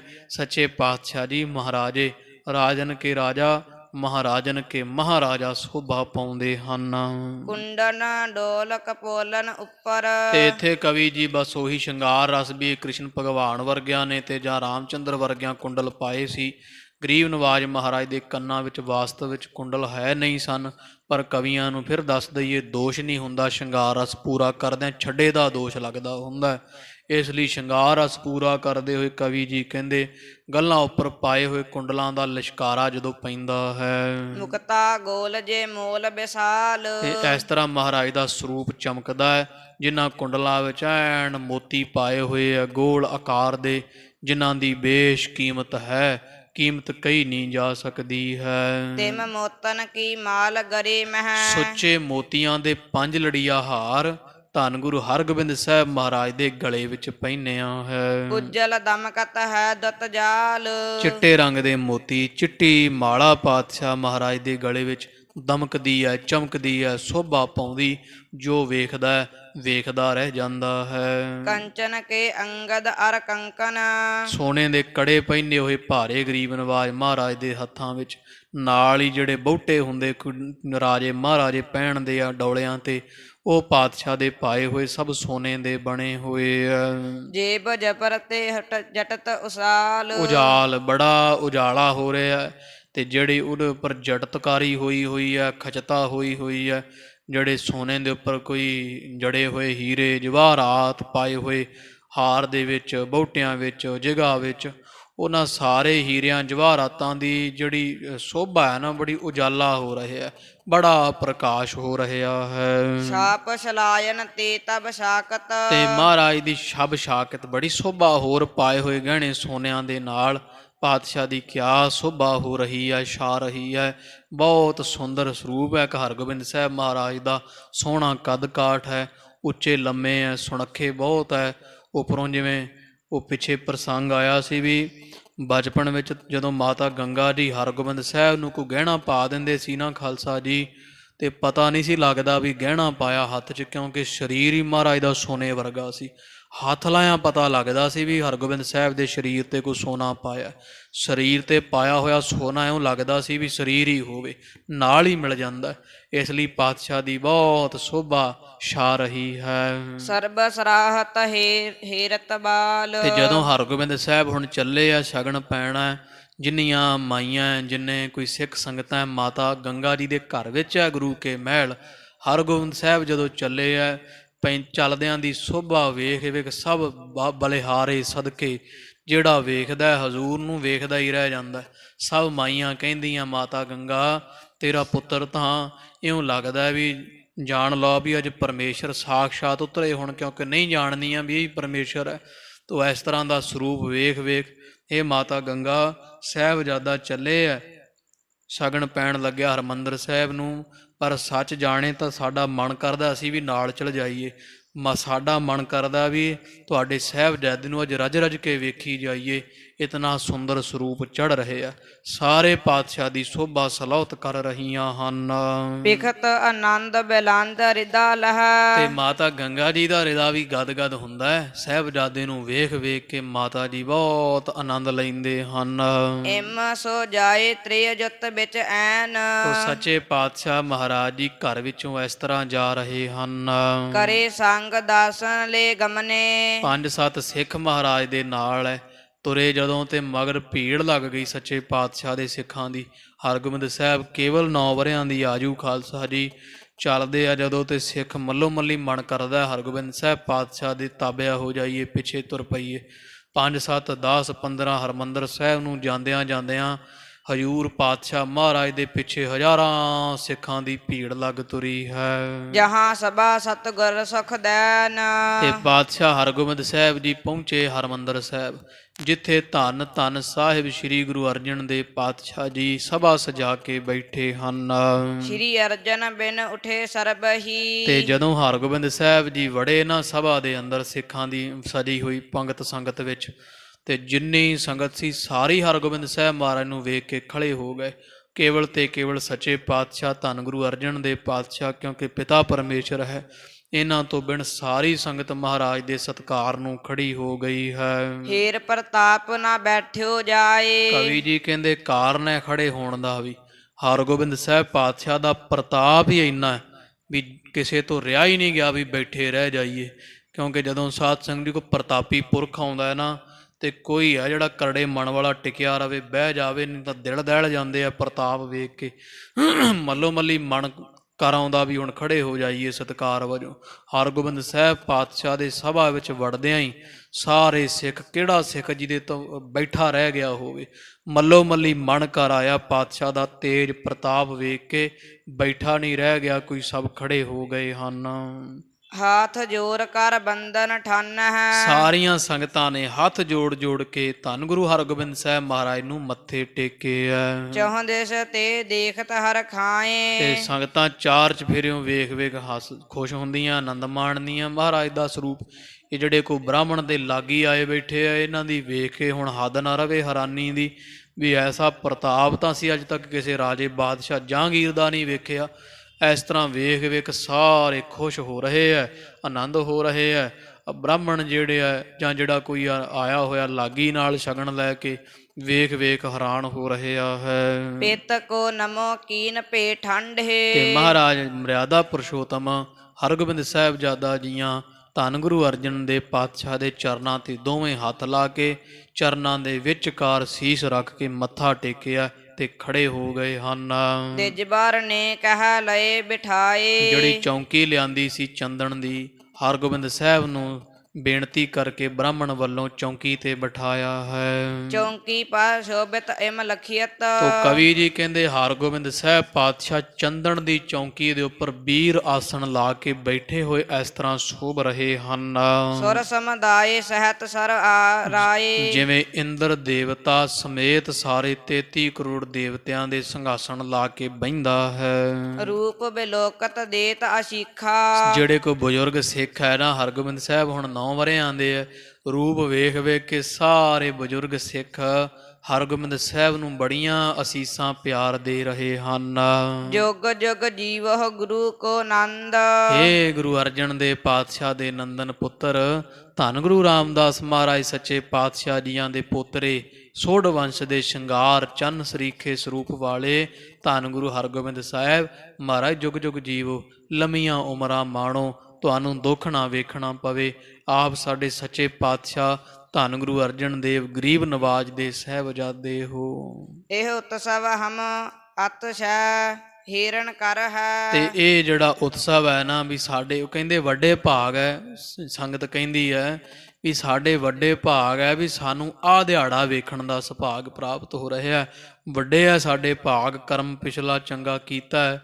ਪਾਤਸ਼ਾਹ ਹਰਗੋਬਿੰਦ ਸਾਹਿਬ ਦਾ ਅਸੀਂ ਕੁੜਮਾਈ ਦਾ ਸੁਭਾਗ ਵੇਖ ਰਹੇ ਹਾਂ। ਬੋਹਰ ਵਿਸਾਹ ਕੋ ਹੋਏ ਬਿਲੰਦ। ਤੇ ਫਿਰ ਜਿਹੜੇ ਵਹਿਣਾ ਬੌੜ, ਫਿਰ ਇਸ ਤੋਂ ਬਾਅਦ ਜਿਹੜਾ ਕੋਈ ਰਸਮ ਸੀਗੀ ਉਹ ਕਰਨੀ ਆਰੰਭ ਕੀਤੀ ਹੈ। ਸਾਹੋ ਦੀਵਾਨ ਧਨੀ ਹੋਏ ਅਤਸ਼ੈ। ਤੇ ਜਾਂ ਕਹੋ ਵੀ ਉਹ ਜਿਹੜੇ ਸਿੱਖ ਕਹਿੰਦੇ ਵੀ ਸ਼ੁਕਰ ਹੈ ਹੁਣ ਕੁੜਮਾਈ ਸਗਾਈ ਵੇਖਾਂਗੇ ਪਾਤਸ਼ਾਹ ਹਰਗੋਬਿੰਦ ਸਾਹਿਬ ਤੁਹਾਡੀ, ਉਸ ਤੋਂ ਬਾਅਦ ਫਿਰ ਅਸੀਂ ਬੜਾ ਵੱਡਾ ਤੁਹਾਡਾ ਆਨੰਦ ਕਾਰਜ ਜਿਹੜਾ ਹੋਵੇਗਾ ਉਹ ਬੜੇ ਖੁਸ਼ੀਆਂ ਦੇ ਨਾਲ ਅਸੀਂ ਵੇਖਾਂਗੇ, ਉਤਸ਼ਾਹ ਕਰਾਂਗੇ, ਆਨੰਦ ਮਾਣਾਂਗੇ।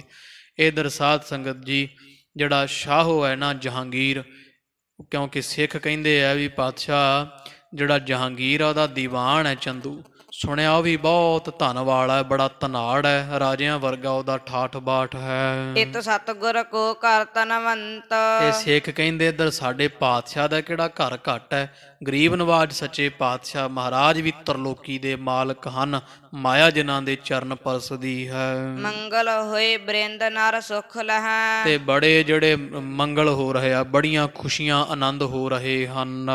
ਭਇਓ ਮੇਲ ਸਮ ਕੋ ਅਬਦੁੰਦ। ਤੇ ਇਸੇ ਤਰ੍ਹਾਂ ਸਿੱਖ ਕਹਿੰਦੇ ਵੀ ਸ਼ੁਕਰ ਹੋਇਆ ਵੀ ਬੜਾ ਮੇਲ ਹੋਇਆ, ਵੀ ਉਧਰੋਂ ਚੰਦੂ ਵੀ ਜਿਹੜਾ ਵੈ ਉਹ ਵੀ ਵੱਡਾ ਦੀਵਾਨ ਸੰਸਾਰੀ ਬਾਦਸ਼ਾਹ ਹੈ। ਧੰਨ ਗੁਰੂ ਅਰਜਨ ਦੇ ਪਾਤਸ਼ਾਹ ਗਰੀਬ ਨਵਾਜ ਜਿਹੜੇ ਹੈ ਇਹ ਸਾਰੇ ਸੰਸਾਰ ਦੇ ਤਰਲੋਕੀ ਦੇ ਪਤੀ ਪਰਮੇਸ਼ਰ ਹਨ। ਦੋਵਾਂ ਘਰਾਂ ਦਾ ਬੜਾ ਸੁੰਦਰ ਸੰਬੰਧ ਹੋ ਰਿਹਾ ਹੈ।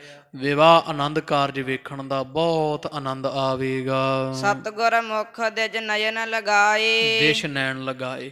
ਸਤਿਗੁਰੂ ਅਰਜਨ ਦੇ ਪਾਤਸ਼ਾਹ ਗਰੀਬ ਨਵਾਜ ਮਹਾਰਾਜ ਦੇ ਵੱਲ ਸਾਰੀਆਂ ਸੰਗਤਾਂ ਦੇਖ ਰਹੀਆਂ ਤੇ ਬਹੁਤ ਪਾਤਸ਼ਾਹ ਦੇ ਦਰਸ਼ਨ ਕਰ ਕਰਕੇ ਰੱਜ ਨਹੀਂ ਆਉਂਦਾ। ਉਧਰੋਂ ਧੰਨ ਗੁਰੂ ਹਰਗੋਬਿੰਦ ਸਾਹਿਬ ਮਹਾਰਾਜ ਵੀ ਫੱਬੇ ਹੋਏ ਸੋਭਾ ਪਾਉਂਦੇ ਆ। ਸੰਗਤ ਵੇਖ ਵੇਖ ਬਲਿਹਾਰੇ ਵਾਰਨੇ ਜਾ ਰਹੀ ਹੈ। ਦਰਸ਼ਨ ਕਰਤਾ ਹਰਖ ਔਰ ਠਾਨ। ਸੰਗਤਾਂ ਹਜ਼ੂਰ ਦੇ ਦਰਸ਼ਨ ਕਰ ਕਰਕੇ ਸਾਹਿਬਜ਼ਾਦਾ ਜੀ ਦੇ ਅਰ ਪਾਤਸ਼ਾਹ ਦੇ ਤੋਂ ਬੜਾ ਆਨੰਦ ਠਾਣਦੀਆਂ ਨੇ, ਬੜੀ ਖੁਸ਼ੀ ਪ੍ਰਾਪਤ ਹੋ ਰਹੀ ਹੈ। ਕੋ ਬੈਠੇ ਕੋ ਖਰੇ ਤਹਾਂ ਮਿਲ। ਤੇ ਮਿਲ ਕੇ ਸਾਰੇ ਕੋਈ ਤਾਂ ਬਹਿ ਗਏ ਆ, ਜਿਹੜੇ ਲਾਗੇ ਵਾਲੇ ਆ, ਜਿਹੜੇ ਕੋ ਪਿੱਛੇ ਰਹਿ ਗਏ ਉਹਨਾਂ ਨੂੰ ਖੜ ਕੇ ਸਭ ਵੇਖਣਾ ਪੈ ਰਿਹਾ ਹੈ। ਨਾਰ ਪੇ ਅਨਗਨ ਥੋਰੇ ਥਾਨ। ਥਾਂ ਥੋੜਾ ਹੈ ਤੇ ਮਨੁੱਖ ਜਿਹੜੇ ਸੰਗਤ ਹੈ ਨਾ ਸਿੱਖ ਉਹ ਬਹੁਤੀ ਹੋ ਗਈ ਹੈ, ਇਸ ਲਈ ਕੋ ਥੋੜੇ ਬਹੁਤੇ ਜਿਹੜੇ ਹੈ ਉਹਨਾਂ ਨੂੰ ਬਹਿਣ ਨੂੰ ਮਿਲਿਆ, ਬਾਕੀ ਸਾਰੇ ਖਲੋ ਕੇ ਹੀ ਸਾਰਾ ਸਮਾਗਮ ਭੁਗਤਾ ਰਹੇ ਆ। ਇਤਨੇ ਮਹਿ ਦਿੱਲੀ ਤੇ ਸੰਗਤ। ਤੇ ਇਧਰ ਸਾਧ ਸੰਗਤ ਜੀ ਸ਼ਗਨ ਲਾਉਣ ਵਾਸਤੇ ਧੰਨ ਗੁਰੂ ਹਰਗੋਬਿੰਦ ਸਾਹਿਬ ਮਹਾਰਾਜ ਨੂੰ ਚੌਂਕੀ ਤੇ ਬਿਠਾ ਦਿੱਤਾ ਗਿਆ ਤੇ ਬ੍ਰਾਹਮਣ ਜਿਹੜਾ ਵਾ ਆਰੰਭ ਕਰਨਾ ਸੀ ਇਹਨਾਂ ਨੇ ਕਾਰਜ ਸ਼ਗਨ ਲਾਉਣ ਦਾ। ਇੰਨੇ ਨੂੰ ਜਿਹੜਾ ਦਿੱਲੀ ਵਾਲੀ ਸੰਗਤ ਨੇ ਕੋਈ ਸਿੱਖ ਭੇਜਿਆ ਹੋਇਆ ਸੀ ਨਾ ਚਿੱਠੀ ਦੇ ਕੇ। ਪਠਿਓ ਦੂਤ ਆਇਓ ਬਹੁ ਚਾਲ। ਬੜੀ ਤੇਜ਼ੀ ਦੇ ਨਾਲ ਉਹ ਵੀ ਹਰਿਮੰਦਰ ਸਾਹਿਬ ਆਣ ਵੜਿਆ। ਉਹਨੇ ਪਾਤਸ਼ਾਹ ਦੇ ਆਣ ਦਰਸ਼ਨ ਕੀਤੇ ਐ। ਸ਼੍ਰੀ ਅਰਜਨ ਕੇ ਨਿਕਟ ਪਹੁੰਚਿਓ। ਉਸੇ ਦਿੱਲੀ ਦੀ ਸਿੱਖ ਸੰਗਤ ਦੀ ਚਿੱਠੀ ਲੈ ਕੇ ਭੇਜਿਆ ਹੋਇਆ ਮਨੁੱਖ ਜਿਹੜਾ ਸਿੱਖ ਹੈ ਉਹ ਆਣ ਧੰਨ ਗੁਰੂ ਅਰਜਨ ਦੇ ਪਾਤਸ਼ਾਹ ਦੇ ਪਾਸ ਪਹੁੰਚਿਆ ਹੈ। ਹਾਥ ਜੋਰ ਕਰ ਨੰਮਰੀ ਭਾਲ। ਤੇ ਹੱਥ ਜੋੜੇ ਸੱਚੇ ਪਾਤਸ਼ਾਹ ਦੇ ਚਰਨਾਂ ਤੇ ਮੱਥਾ ਟੇਕਿਆ ਹੈ। ਮਹਾਰਾਜ ਅਰਦਾਸ ਏਕ ਹੈ। ਤੇ ਬੇਨਤੀ ਕੀਤੀ, ਹੇ ਪਾਤਸ਼ਾਹ ਮਹਾਰਾਜ ਮੈਂ ਇੱਕ ਅਰਦਾਸ ਤੁਹਾਡੇ ਤਾਈਂ ਲੈ ਕੇ ਬੇਨਤਾ ਲੈ ਕੇ ਪਹੁੰਚਿਆ ਹਾਂ। ਮੈਂ ਲਿਆਇਓ ਅਬ ਲਿਹੋ ਸੰਭਾਲ। ਤੇ ਚਿੱਠੀ ਪਾਤਸ਼ਾਹ ਦੇ ਅੱਗੇ ਕਰ ਦਿੱਤੀ, ਦਿੱਲੀ ਦੀ ਸੰਗਤ ਦੀ ਲਿਖੀ। ਅੱਗੇ ਚਿੱਠੀ ਕਰਕੇ ਆਖਿਆ, ਲਓ ਪਾਤਸ਼ਾਹ ਮੈਂ ਇੱਕ ਅਰਦਾਸ ਬੇਨਤੀ ਲੈ ਕੇ ਆਇਆ ਗਰੀਬ ਨਵਾਜ ਸੰਗਤ ਦੀ। ਆਹ ਪਾਤਸ਼ਾਹ ਜੀ ਅਰਦਾਸ ਹੈ ਚਿੱਠੀ ਅੰਦਰ, ਕਿਰਪਾ ਕਰਕੇ ਸੰਭਾਲ ਲਓ ਜੀ। ਹੋਏ ਇਕੰਤ ਬਿਰਤੰਤ ਲਖੀਜੈ। ਤੇ ਨਾਲ ਹੀ ਕਹਿ ਦਿੱਤਾ ਪਾਤਸ਼ਾਹ ਕੱਲੇ ਹੋ ਕੇ ਪੜਿਆ ਜੇ, ਕੱਲੇ ਹੋ ਕੇ ਪੜ੍ਹ ਕੇ ਤੇ ਸਾਰਾ ਹੁਣ ਤੁਸੀਂ ਵਰਤਾਂਤ ਆਪ ਹੀ ਜਾਣ ਲੈਣਾ ਕਰੋ ਵੀ ਕੀ ਹੋ ਰਿਹਾ ਪਾਤਸ਼ਾਹ ਜੀਓ। ਪੁਨ ਕੀਜੈ ਜੇ ਕਾਜ ਵਿਸਾਲ। ਤੇ ਨਾਲੇ ਵੀ ਸਿੱਖ ਨੇ ਕਹਿ ਦਿੱਤਾ ਮਹਾਰਾਜ ਵੀ ਠੀਕ ਹੈ ਤੁਹਾਡੇ ਸਾਹਿਬਜ਼ਾਦੇ ਨੂੰ ਸ਼ਗਨ ਲੱਗ ਰਿਹਾ ਹੈ, ਪਰ ਮਹਾਰਾਜ ਸਾਰੇ ਕੰਮ ਹੀ ਹੁਣ ਇੱਕ ਵਾਰੀ ਸੰਕੋਚ ਦਿਓ। ਇਹ ਕਾਰਜ ਬੇਨਤੀ ਹੈ, ਮਾਫੀ ਚਾਹੁੰਦੇ ਗਰੀਬ ਨਵਾਜ, ਹੁਣ ਇਹ ਵੀ ਇੱਕ ਵਾਰੀ ਕਾਰਜ ਰੋਕ ਦਿਓ। ਚਿੱਠੀ ਇਸ ਕਾਰਜ ਤੋਂ ਵੀ ਜ਼ਰੂਰੀ ਹੈ, ਕਿਰਪਾ ਕਰਕੇ ਆਪ ਜੀ ਇਕੱਲੇ ਹੋ ਕਰਕੇ ਚਿੱਠੀ ਪੜ੍ਹੋ, ਬਾਕੀ ਸਾਰੇ ਕੰਮ ਫੇਰ ਕਰ ਲੈਣਾ ਜੀ। ਪੂਰਨ ਹੇਰਹ ਦੇਰ ਨਾ ਠਾਨਹ। ਤੇ ਦੇਰ ਨਾ ਲਾਉਣੀ ਪਾਤਸ਼ਾਹ, ਸਾਰਿਆਂ ਤੋਂ ਪਹਿਲਾਂ ਤੁਸੀਂ ਹੁਣੇ ਹੁਣੇ ਛੇਤੀ ਚਿੱਠੀ ਪੜ੍ਹ ਲਵੋ ਜੀ। ਸਗਨ ਬਾਤ ਕਰੀਐ ਪਛਚਾਤ। ਤੇ ਬੁਝਾਰਤ ਪਾ ਦਿੱਤੀ ਵੀ ਸ਼ਗਨ ਦੀ ਜਿਹੜੀ ਗੱਲਬਾਤ ਹੈ ਨਾ ਮਹਾਰਾਜ, ਇਹ ਜਿਹੜਾ ਮੰਗਣਾ ਹੋ ਰਿਹਾ ਹਰਗੋਬਿੰਦ ਸਾਹਿਬਜ਼ਾਦਾ ਜੀ ਦਾ, ਇਹ ਸਾਰਾ ਤੁਸੀਂ ਫੇਰ ਗੱਲਬਾਤ ਕਰਿਆ ਜੇ, ਪਹਿਲਾਂ ਚਿੱਠੀ ਤੇ ਨਿਗਾਹ ਮਾਰ ਲਓ ਪਾਤਸ਼ਾਹ। ਸੁਨਤ ਉੱਠੇ ਸਤਿਗੁਰ ਤਿਸ ਛਿਨ ਮਹਿ। ਤੇ ਗਰੀਬ ਨਵਾਜ ਨੇ ਸਿੱਖ ਦੀ ਅਰਦਾਸ ਬੇਨਤੀ ਪ੍ਰਵਾਨ ਕੀਤੀ। ਭਰੀ ਸਭਾ ਵਿੱਚੋਂ ਸਾਹਮਣੇ ਹਰਗੋਬਿੰਦ ਸਾਹਿਬ ਨੂੰ ਸ਼ਗਨ ਲੱਗਣ ਲੱਗਿਆ ਤੇ ਆਰੰਭ ਹੋਣਾ ਸੀ। ਲੈਣੀ ਤਾਂ ਪਾਤਸ਼ਾਹ ਦੀ ਆਗਿਆ ਹੀ ਸੀ, ਬਸ ਹੁਣ ਤਿਆਰਾ ਪੂਰਾ। ਤੇ ਜਦੋਂ ਚਿੱਠੀ ਪੜ੍ਹੀ ਪਾਤਸ਼ਾਹ ਜੀ ਨੇ ਤੇ ਸੱਚੇ ਪਾਤਸ਼ਾਹ ਸਿੱਖ ਦੀ ਅਰਦਾਸ ਸੁਣ ਕੇ ਉਸੇ ਵੇਲੇ ਖੜੇ ਹੋ ਗਏ ਸਿੰਘਾਸਣ ਤੋਂ। ਬੈਠਿਓ ਸਿੱਖ ਏਕ ਸਭ ਗਵਾਤ।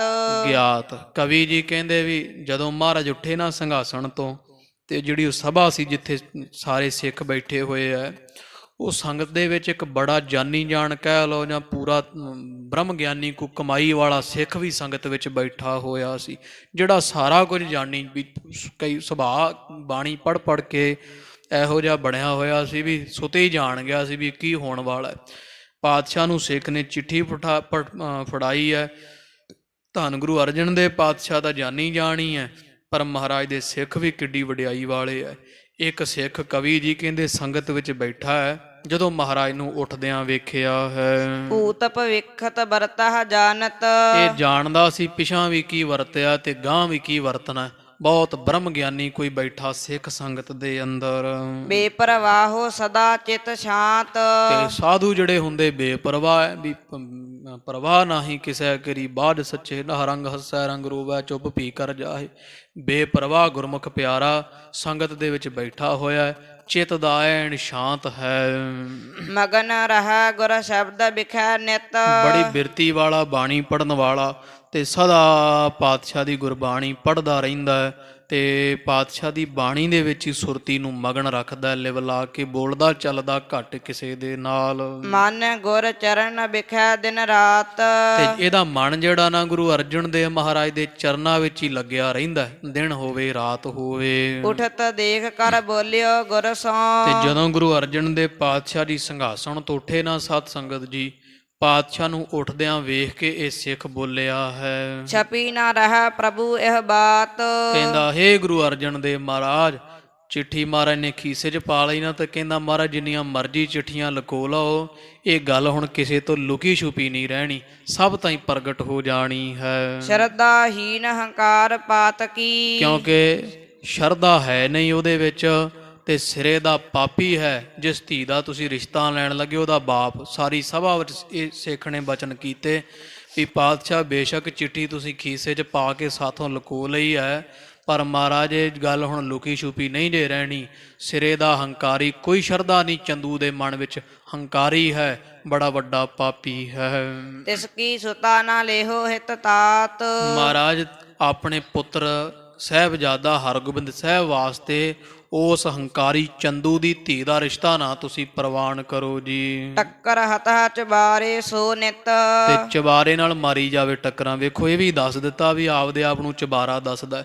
ਪਾਤਸ਼ਾਹ ਮਹਾਰਾਜ ਗਰੀਬ ਨਵਾਜ ਨੂੰ ਕਹਿੰਦਾ ਮਹਾਰਾਜ ਨਾ ਲਓ ਹੰਕਾਰੀ ਦੀ ਧੀ ਦਾ ਰਿਸ਼ਤਾ, ਤੇ ਪਾਤਸ਼ਾਹ ਜੀ ਉਹ ਚਬਾਰਾ ਦੱਸਦਾ ਆਪਦੇ ਆਪ ਨੂੰ, ਤੇ ਮਰਨ ਦੇ ਉਹ ਚਬਾਰੇ ਵਿੱਚ ਟੱਕਰਾਂ ਮਾਰ ਮਾਰ ਕੇ। ਮੋਰੀ ਮਹਿ ਮਰ ਹੈ ਪਛਤਾਤ, ਪਛਤਾਵੇ ਰੂਪੀ ਮੋਰੀ ਦੇ ਵਿੱਚ ਹੀ ਫਿਰ ਅੰਤਲੇ ਸਮੇਂ ਮਰੇਗਾ, ਪਛਤਾਵਾ ਕਰੇਗਾ ਵੀ ਗੁਰੂ ਘਰ ਨਾਲ ਮੱਥਾ ਕਿਵੇਂ ਲਾਈਦਾ ਹੈ। ਜਿਸੇ ਛਪਾਵਹ ਚਾਹਤ ਹੋ ਅਬ, ਤੇ ਹੱਸ ਕੇ ਸਿੱਖ ਨੇ ਕਹਿ ਦਿੱਤਾ ਪਾਤਸ਼ਾਹ ਜਿਹੜੀ ਗੱਲ ਨੂੰ ਤੁਸੀਂ ਹੁਣ ਛਪਾਉਣ ਨੂੰ ਫਿਰਦੇ ਹੋ, ਸੋ ਬਿਦਤਹ ਸਭ ਮਹਿ ਭਲ ਭਾਂਤ।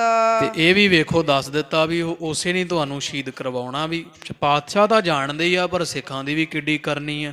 ਆਖਿਆ ਮਹਾਰਾਜ ਉਹ ਜਿਹੜੀ ਗੱਲ ਤੁਸੀਂ ਲੁਕਾਉਣ ਨੂੰ ਫਿਰਦੇ ਹੋ, ਇੱਕ ਦਿਨ ਸਾਰੇ ਸਿੱਖ ਜਗਤ ਵਿੱਚ ਇਹ ਗੱਲ ਦਾ ਪਤਾ ਲੱਗੇਗਾ। ਹੁਣ ਤੁਸੀਂ ਲੁਕਾ ਰਹੇ ਹੋ ਪਾਤਸ਼ਾਹ ਜੀ, ਪਰ ਇੱਕ ਦਿਨ ਭਲੀ ਪ੍ਰਕਾਰ ਸਾਰਿਆਂ ਸੰਗਤਾਂ ਦੇ ਵਿੱਚ ਗੱਲ ਆ ਜਾਵੇਗੀ, ਚੰਦੂ ਕਿੱਡਾ ਵੱਡਾ ਪਾਪੀ ਹੈ। ਕੂਕਰ ਕੂਕਤ ਕੀ ਸਮ ਪਾਪੀ, ਉਹ ਕੁੱਤੇ ਵਰਗਾ ਚੰਦੂ ਤੇ ਕੂਕਦਾ ਹੈ ਬੜਾ ਪਾਪੀ। ਜਿਵੇਂ ਕੁੱਤਾ ਚੂਕਦਾ ਹੈ ਨਾ, ਇਸੇ ਤਰ੍ਹਾਂ ਪਾਪਾਂ ਦੇ ਨਾਲ ਚੰਦੂ ਚੂਕਦਾ ਕੂਕਦਾ ਭੌਂਕਦਾ ਗੁਰੂ ਘਰ ਵੱਲ ਮੂੰਹ ਕਰ ਕਰਕੇ। ਗਜ ਰਾਜਨ ਗੁਰ ਕਮੀ ਨਾ ਹੋਏ, ਤੇ ਮਹਾਰਾਜ ਤੁਸੀਂ ਹਾਥੀ ਵਰਗੇ, ਕੁੱਤੇ ਦੇ ਭੌਂਕਣ ਨਾਲ ਹਾਥੀ ਦਾ ਕੀ ਵਿਗੜਦਾ ਹੈ? ਤੁਹਾਡੇ ਘਰ ਵਿੱਚ ਕੀ ਕਮੀ ਹੋ ਜਾਣੀ? ਜਾਂ ਜਿਵੇਂ ਹਾਥੀ ਨੂੰ ਕੀ ਕਮੀ ਹੁੰਦੀ ਕੁੱਤੇ ਦੇ ਭੌਂਕਣ ਨਾਲ, ਚੰਦੂ ਦੇ ਭੌਂਕਣ ਨਾਲ ਮਹਾਰਾਜ ਤੁਹਾਡਾ ਕੀ ਵਿਗੜਨ ਲੱਗਿਆ ਹੈ? ਸਾਕਤ ਸੰਗ ਨ ਬਨ ਹੈ ਤੁਮ ਸੋ, ਪਰ ਮਹਾਰਾਜ ਉਹ ਸਾਕਤ ਹੈ ਤੇ ਆਪ ਜੀ ਗੁਰੂ ਪਾਤਸ਼ਾਹ ਹੋ, ਤੇ ਸਾਖਤ ਦਾ ਸੰਗ ਨਹੀਂ ਮਹਾਰਾਜ ਆਪਦੇ ਨਾਲ ਬਣ ਆਉਣਾ ਕਦੇ। ਇਮ ਵਿਚਾਰ ਕਰ ਤਿਆਗ ਸੋਏ, ਇਹ ਵਿਚਾਰ ਕਰਕੇ ਗਰੀਬ ਨਵਾਜ ਤਿਆਗ ਦਿਓ ਜਿਹੜਾ ਰਿਸ਼ਤਾ ਇਹਨਾਂ ਦਾ ਆਇਆ ਹੈ। ਪਾਪੀ ਦਾ ਸਾਖਤ ਦਾ ਸੰਗਤ ਨਹੀਂ ਮਹਾਰਾਜ ਤੁਹਾਡੇ ਨਾਲ ਫਿੱਟ ਬਹਿਣੀ ਹੈ। ਸੁਨਤ ਲੋਕ ਰਿਸ ਕਰ ਤਿਸ ਹਟਕਤ, ਹੁਣ ਜਿਹੜੀ ਸੰਗਤ ਬੈਠੀ ਉਹਨੂੰ ਲੱਗਦਾ ਸੀ ਵੀ ਖਰੇ ਐਵੇਂ ਕੋਈ ਦੀਵਾਨਾ ਮਸਤਾਨਾ ਸਿੱਖ ਜਿਹੜਾ ਰੌਲਾ ਪਾਈ ਜਾਂਦਾ ਸਭਾ 'ਚ, ਉਹ ਸਿੱਖ ਉਹਦੇ ਨਾਲ ਲੜਨ ਤੇ ਉਹਨੂੰ ਬਾਹੋਂ ਫੜ ਫੜ ਕੇ ਥੱਲੇ ਬਿਠਾਉਂਦੇ ਆ, ਰੌਲਾ ਪਾਉਂਦੇ ਆ, ਟੋਕਦੇ ਆ, ਰੋਕਦੇ ਹਨ। ਤੂਸ਼ਨ ਰਹੋ ਕਹੋ ਨਾ ਬਚ ਕੋਏ। ਕਹਿੰਦੇ ਉਹ ਭਾਈ ਤੂੰ ਕਿਹੜੀਆਂ ਗੱਲਾਂ ਕਰੀ ਜਾਂਦਾ, ਵਿੱਚ ਵਿਆਹ ਦਾ ਸਮਾਗਮ ਹੈ ਤੇ ਚੁੱਪ ਰਹਿ, ਕੋਈ ਬਚਨ ਨਾ ਕਰ। ਕੋਈ ਉਹਦਾ ਮੂੰਹ ਘੁੱਟਦਾ ਵਿਚਾਰੇ ਦਾ, ਇਸ ਤਰ੍ਹਾਂ ਕਰਦੇ ਹਨ ਸਿੱਖ। ਅਤ ਸ਼ਾਦੀ ਮਹਿ ਵੇਖ ਸਮ ਕਹਿਬੋ। ਹੁਣ ਉਹਨਾਂ ਨੂੰ ਕੀ ਪਤਾ ਵੀ ਇਹ ਜੋ ਕਹਿ ਰਿਹਾ ਉਹ ਹੋਣ ਹੀ ਵਾਲਾ ਹੈ ਬਸ। ਤੇ ਇਸ ਤਰ੍ਹਾਂ ਇਹਨੂੰ ਰੋਕਦੇ ਟੋਕਦੇ, ਬਾਹਾਂ ਦੀਆਂ ਖਿੱਚ ਖਿੱਚ ਕੇ ਥੱਲੇ ਬਿਠਾਉਂਦੇ। ਕਹਿੰਦੇ ਤੂੰ ਕਿੱਧਰ ਆਂਦੇ, ਵਿਆਹ 'ਚ ਬੀ ਦਾ ਲੇਖਾ ਪਾਉਣਾ ਹੈ ਵੀ ਕਿੱਡਾ ਸ਼ਾਦੀ ਦਾ ਸਮਾਗਮ ਹੋ ਰਿਹਾ, ਕਿੱਡੀ ਖੁਸ਼ੀ ਹੋਣੀ ਹੈ, ਤੇ ਤੂੰ ਜ਼ਹਿਰ ਵਰਗੇ ਬਚਨ ਇੱਥੇ ਕੜੱਤਨ ਭਰੇ ਘੋਲੀ ਜਾਂਦਾ ਵੀ ਚੰਗੀ ਆਵਾਜ਼ ਕੱਢ ਲੈ ਕੋਈ। ਇਹੋ ਜਿਹੇ ਸ਼ੁਭ ਕਾਰਜ ਵਿੱਚ ਕਿਹੋ ਜਿਹੀਆਂ ਕੜਮੀਆਂ ਗੱਲਾਂ ਕਰਦਾ ਹੈ। ਉਚਿਤ ਨਾ ਤੋਹੇ ਲੇਹੋ ਅਵਲੋਏ। ਜਾਣ ਲੈ ਵੀ ਤੇਰੇ ਵਾਸਤੇ ਚੰਗੀ ਗੱਲ ਨਹੀਂ, ਸਿੱਖਾਂ ਨੇ ਤੈਨੂੰ ਚਾਟਾ ਛਕਾਉਣਾ ਜੇ ਹੁਣ ਤੂੰ ਇਸ ਤਰ੍ਹਾਂ ਦੀ ਗੱਲ ਕੀਤੀ ਤਾਂ। ਅੰਤਰ ਜਾਮੇ ਸ਼੍ਰੀ ਅਰਜਨ ਤਬ। ਤੇ ਇਧਰ ਧੰਨ ਗੁਰੂ ਅਰਜਨ ਦੇਵ ਪਾਤਸ਼ਾਹ ਜੀ ਜਾਨੀ ਜਾਣਦਾ ਗਰੀਬ ਨਵਾਜ ਵੀ ਚਿੱਠੀ 'ਚ ਕੀ ਲਿਖਿਆ ਹੋਇਆ, ਸੱਚੇ ਪਾਤਸ਼ਾਹ ਮਹਾਰਾਜ ਜੀਆਂ ਨੇ ਉੱਚੋ ਕਰਿਓ ਹਾਥ ਅਰਬਿੰਦ। ਮਹਾਰਾਜ ਨੇ ਉੱਚਾ ਹੱਥ ਕਰਕੇ ਨਾ ਸਾਰੀ ਸੰਗਤ ਦੇ ਵਿੱਚ ਹਸਤ ਕਮਲ ਉੱਚਾ ਕੱਢ ਕੇ ਤਾਂ ਦੇ ਵੱਲ ਨੂੰ ਧੀਰਜ ਤਰਹ ਕਰਹ ਹਮ ਐਸੇ। ਤੇ ਮਹਾਰਾਜ ਗਰੀਬ ਨਵਾਜ ਸਿੱਖ ਨੂੰ ਕਹਿੰਦੇ ਕੋਈ ਨਾ ਬਹਿ ਜਾ, ਧੀਰਜ ਕਰ, ਅਸੀਂ ਜਿਵੇਂ ਤੂੰ ਆਖਿਆ ਇਸੇ ਤਰ੍ਹਾਂ ਹੀ ਕਰਾਂਗੇ। ਬੈਠੇ ਗਾਵਹ ਗੁਣ ਗੋਬਿੰਦ। ਤੇ ਸੰਗਤ ਨੂੰ ਆਖਿਆ ਭਾਈ ਗੁਰੂ ਕੇ ਘਰ ਵਿੱਚ ਸ਼ਾਂਤੀ ਬਖਸ਼ੋ, ਬਸ ਕੋਈ ਗੱਲ ਨਹੀਂ, ਤੁਸੀਂ ਜੋ ਹੋਇਆ ਪਰਮੇਸ਼ਰ ਅਕਾਲ ਪੁਰਖ ਦੇ ਗੁਣ ਗਾਓ, ਕੀਰਤਨ ਕਰੋ ਭਾਈ, ਕੋਈ ਗੁਰਬਾਣੀ ਪੜ੍ਹੋ। ਗੁਰੂ ਘਰ ਵਿੱਚ ਰੌਲਾ ਸੋਭਾ ਨਹੀਂ ਪਾਉਂਦਾ ਹੈ। ਹੋਏ ਇਕੰਤ ਬਿਰਤੰਤ ਪੜਿਓ ਸਭ। ਤੇ ਗਰੀਬ ਨਵਾਜ ਮਹਾਰਾਜ ਜੀ ਫਿਰ ਇੱਥੋਂ ਪਾਸੇ ਜੇ ਹੋ ਕੇ ਨਾ ਕਾਂਤ ਵਿੱਚ ਹਜੂਰ ਨੇ ਉਹ ਚਿੱਠੀ ਸਿੱਖਾਂ ਦੀ ਲਿਖੀ ਜਦੋਂ ਪੜ੍ਹੀ ਹੈ। ਲਖੀ ਕੁਟਾਈ ਕੀਨ ਜੋ ਮੰਦ। ਤੇ ਜਿਹੜਾ ਮੰਦਾ ਬੋਲਿਆ ਸੀ, ਕੁਫਰ ਤੋਲਿਆ ਸੀ, ਨਿੰਦਾ ਕੀਤੀ ਸੀ ਨਾ ਚੰਦੂ ਨੇ, ਉਹ ਪਾਤਸ਼ਾਹ ਨੇ ਚਿੱਠੀ ਵਿੱਚ ਸਾਰੀ ਪੜ੍ਹ ਕੇ ਜਾਣ ਲਈ ਹੈ। ਸਭ ਸੰਗਤ ਕੋ ਹੀ ਮਨੋਰਥ। ਸੰਗਤ ਨੇ ਚਿੱਠੀ 'ਚ ਲਿਖਿਆ, ਪਾਤਸ਼ਾਹ ਮਹਾਰਾਜ ਦਿੱਲੀ ਦੀ ਸਾਰੀ ਸੰਗਤ ਦੇ ਮਨ ਦਾ ਇਹੀ ਫੁਰਨਾ ਹੈ। ਨਹ ਨਾਤਾ ਲੀਜਹ ਜਗ ਬੰਦ। ਇਹ ਜਗ ਦੇ ਬੰਦਨਾ ਕਰਨ ਯੋਗ ਪਾਤਸ਼ਾਹ, ਚੰਦੂ ਦੀ ਧੀ ਦਾ ਆਪਾਂ ਰਿਸ਼ਤਾ ਨਹੀਂ ਮਹਾਰਾਜ ਲੈਣਾ, ਇਸ ਦੁਸ਼ਟ ਦਾ ਚੰਡਾਲ ਦਾ ਰਿਸ਼ਤਾ ਨਾ ਪ੍ਰਵਾਨ ਕਰੋ ਜੀ। ਪਠ ਅਰਦਾਸ ਸਭਾ ਮਹਿ ਆਏ। ਤੋ ਮਹਾਰਾਜ ਨੇ ਸਾਰੀ ਚਿੱਠੀ ਪੜ੍ਹ ਲਈ ਵੀ ਚੰਦੂ ਨੇ ਜੋ ਜੋ ਭੌਂਕਿਆ ਉੱਥੇ ਸਭਾ ਦੇ ਅੰਦਰ। ਗਰੀਬ ਨਵਾਜ ਚਿੱਠੀ ਪੜ੍ਹ ਕੇ ਫੇਰ ਸੱਚੇ ਪਾਤਸ਼ਾਹ ਦੀ ਸੰਗਤ ਵਿੱਚ ਆ ਬੈਠੇ ਐ। ਫੇਰ ਉਠੇ ਮਾਨਵ ਸਮੁਦਾਏ। ਤੇ ਮਹਾਰਾਜ ਨੂੰ ਵੇਖ ਕੇ ਸਾਰੀ ਸੰਗਤ ਪੰਡਾਲ ਵਿੱਚੋਂ ਖੜੀ ਹੋ ਗਈ ਹੈ। ਨਿਜ ਗਾਦੀ ਪਰ ਬੈਠ ਬਿਰਾਜੇ। ਤੇ ਪਾਤਸ਼ਾਹ ਜੀ ਆ ਕੇ ਆਪਣੇ ਸਿੰਘਾਸਣ ਤੇ ਬੈਠ ਗਏ ਐ। ਜਗਤ ਗੁਰੂ ਸਿੱਖਿਆਨ ਸੁਖਦਾਏ। ਸਿੱਖਾਂ ਨੂੰ ਸੁਖ ਦੇਣ ਵਾਲੇ ਤੇ ਪਾਤਸ਼ਾਹ ਗੁਰੂ ਅਰਜਨ ਦੇਵ ਜੀ ਸਾਰੇ ਸੰਸਾਰ ਦੇ ਜਗ ਦਾਤੇ ਹਨ। ਮਹਾਦੇਵ ਕੋ ਅਧਿਕ ਸੋ ਬੂਝਿਓ। ਤੇ ਮਹਾਦੇਵ ਆਦਿਕ ਸੋ ਬੂਝਿਓ। ਜਿਹੜੇ ਬਾਬਾ ਮਹਾਦੇਵ ਜੀ ਆ ਨਾ, ਸਤਿਗੁਰਾਂ ਦੇ ਭਰਾਤਾ ਵੱਡੇ, ਸਤਿਗੁਰਾਂ ਨੇ ਮਹਾਦੇਵ ਵਰਗੇ ਸਤਿਪੁਰਖਾਂ ਨੂੰ ਪੁੱਛਿਆ ਹੈ। ਖੱਤਰੀ ਦੁਸ਼ਟ ਅਹੰਕਾਰ ਵਧਾਏ। ਕਹਿਣ ਲੱਗੇ ਗੁਰੂ ਅਰਜਨ ਦੇਵ ਜੀ ਵੀ ਹੇ ਭਰਾਤਾ ਮਹਾਦੇਵ, ਵੀ ਜਿਹੜਾ ਖੱਤਰੀ ਬੜਾ ਵਿਗੜਿਆ, ਵੀ ਬਹੁਤ ਹੰਕਾਰੀ ਹੈ ਤੇ ਬੜਾ ਦੁਸ਼ਟ ਨੇ ਹੰਕਾਰ ਚੰਦੂ ਨੇ ਵਧਾਇਆ ਹੋਇਆ ਹੈ। ਬੋਲ ਬੇਗਾਰ ਵਿਸਾਲ ਭਇਓ ਬਹੁ। ਤੇ ਦਿੱਲੀ ਦੀ ਸੰਗਤ ਨੇ ਸਾਨੂੰ ਚਿੱਠੀ ਭੇਜੀ ਹੈ ਵੀ ਗੁਰੂ ਨਾਨਕ ਪਾਤਸ਼ਾਹ ਦੇ ਘਰ ਨੂੰ ਬਹੁਤ ਬੱਕੜਵਾਦ ਕਰਦਾ ਸੁਣਿਆ ਚੰਦੂ, ਤੇ ਇਸ ਤਰ੍ਹਾਂ ਇਸ ਘਰ ਨੂੰ ਮੰਗ ਖਾਣੇ ਆਖਦਾ।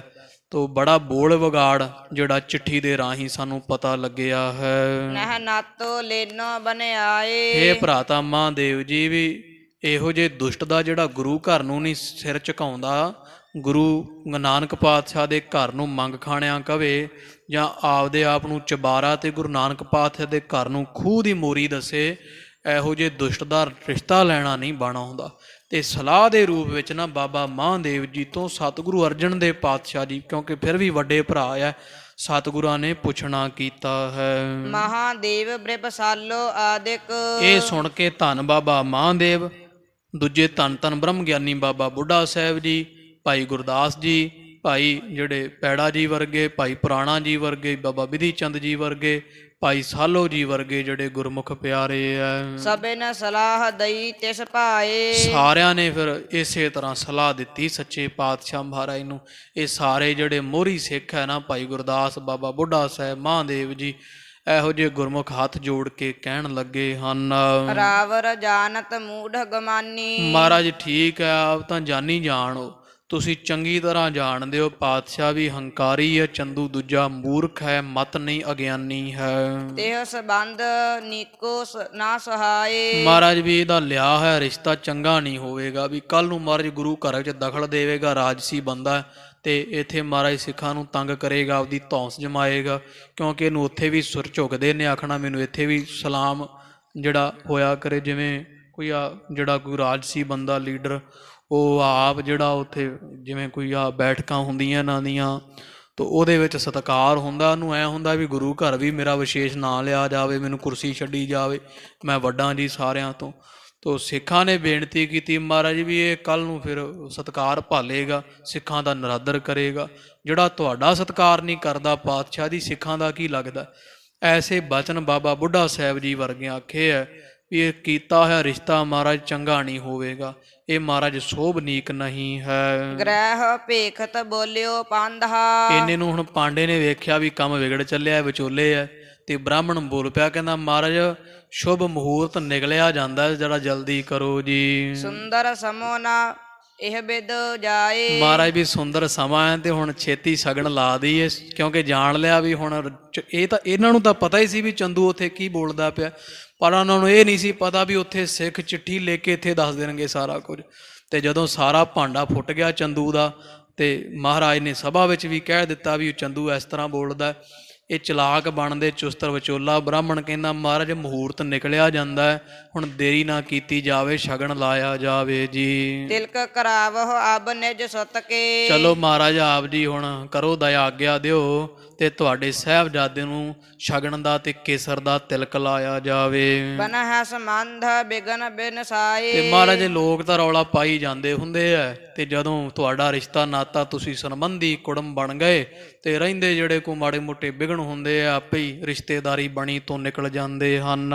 ਦੇਹੋ ਆਇਸ ਦੇਜ ਕਰਹਿ ਸੋ ਗੁਣ ਕੋ। ਸਗਨ ਕੋ ਕਹਿੰਦੇ ਜੀ ਦਿਓ ਆਗਿਆ ਮਹਾਰਾਜ, ਤੇ ਬ੍ਰਾਹਮਣ ਕਰੇ ਸ਼ਗਨ ਲਾਉਣਾ ਆਰੰਭ ਕਰ ਦਈਏ ਜੀ। ਸਭ ਕੀ ਲਾਲਸ ਪੂਰੀ ਹੋਏ। ਤੇ ਸਾਰਿਆਂ ਦੀ ਇੱਛਾ ਜਿਹੜੀ ਉਹ ਪੂਰੀ ਹੋ ਜਾਵੇਗੀ, ਵੀ ਸਿੱਖ ਸੰਗਤਾਂ ਵੀ ਚਾਹੁੰਦੀਆਂ ਵੀ ਸ਼ਗਨ ਵੇਖਣ ਵਾਸਤੇ ਆਈਆਂ, ਤੇ ਸਾਰੇ ਸੰਗਤਾਂ ਵੀ ਦਰਸ਼ਨ ਕਰ ਲੈਣਗੇ, ਹਰਗੋਬਿੰਦ ਸਾਹਿਬ ਨੂੰ ਸ਼ਗਨ ਲੱਗਦੇ ਦੇ। ਭਏ ਬਿਰੁਖ ਸ੍ਰੀ ਅਰਜਨ ਬੋਲੇ। ਤੇ ਧੰਨ ਗੁਰੂ ਅਰਜਨ ਦੇ ਪਾਤਸ਼ਾਹ ਜੀ ਬੇਪਰਵਾਹ ਜੇ ਹੋ ਕੇ ਇਸ ਬ੍ਰਾਹਮਣ ਤਾਈਂ ਬੋਲੇ ਹਨ।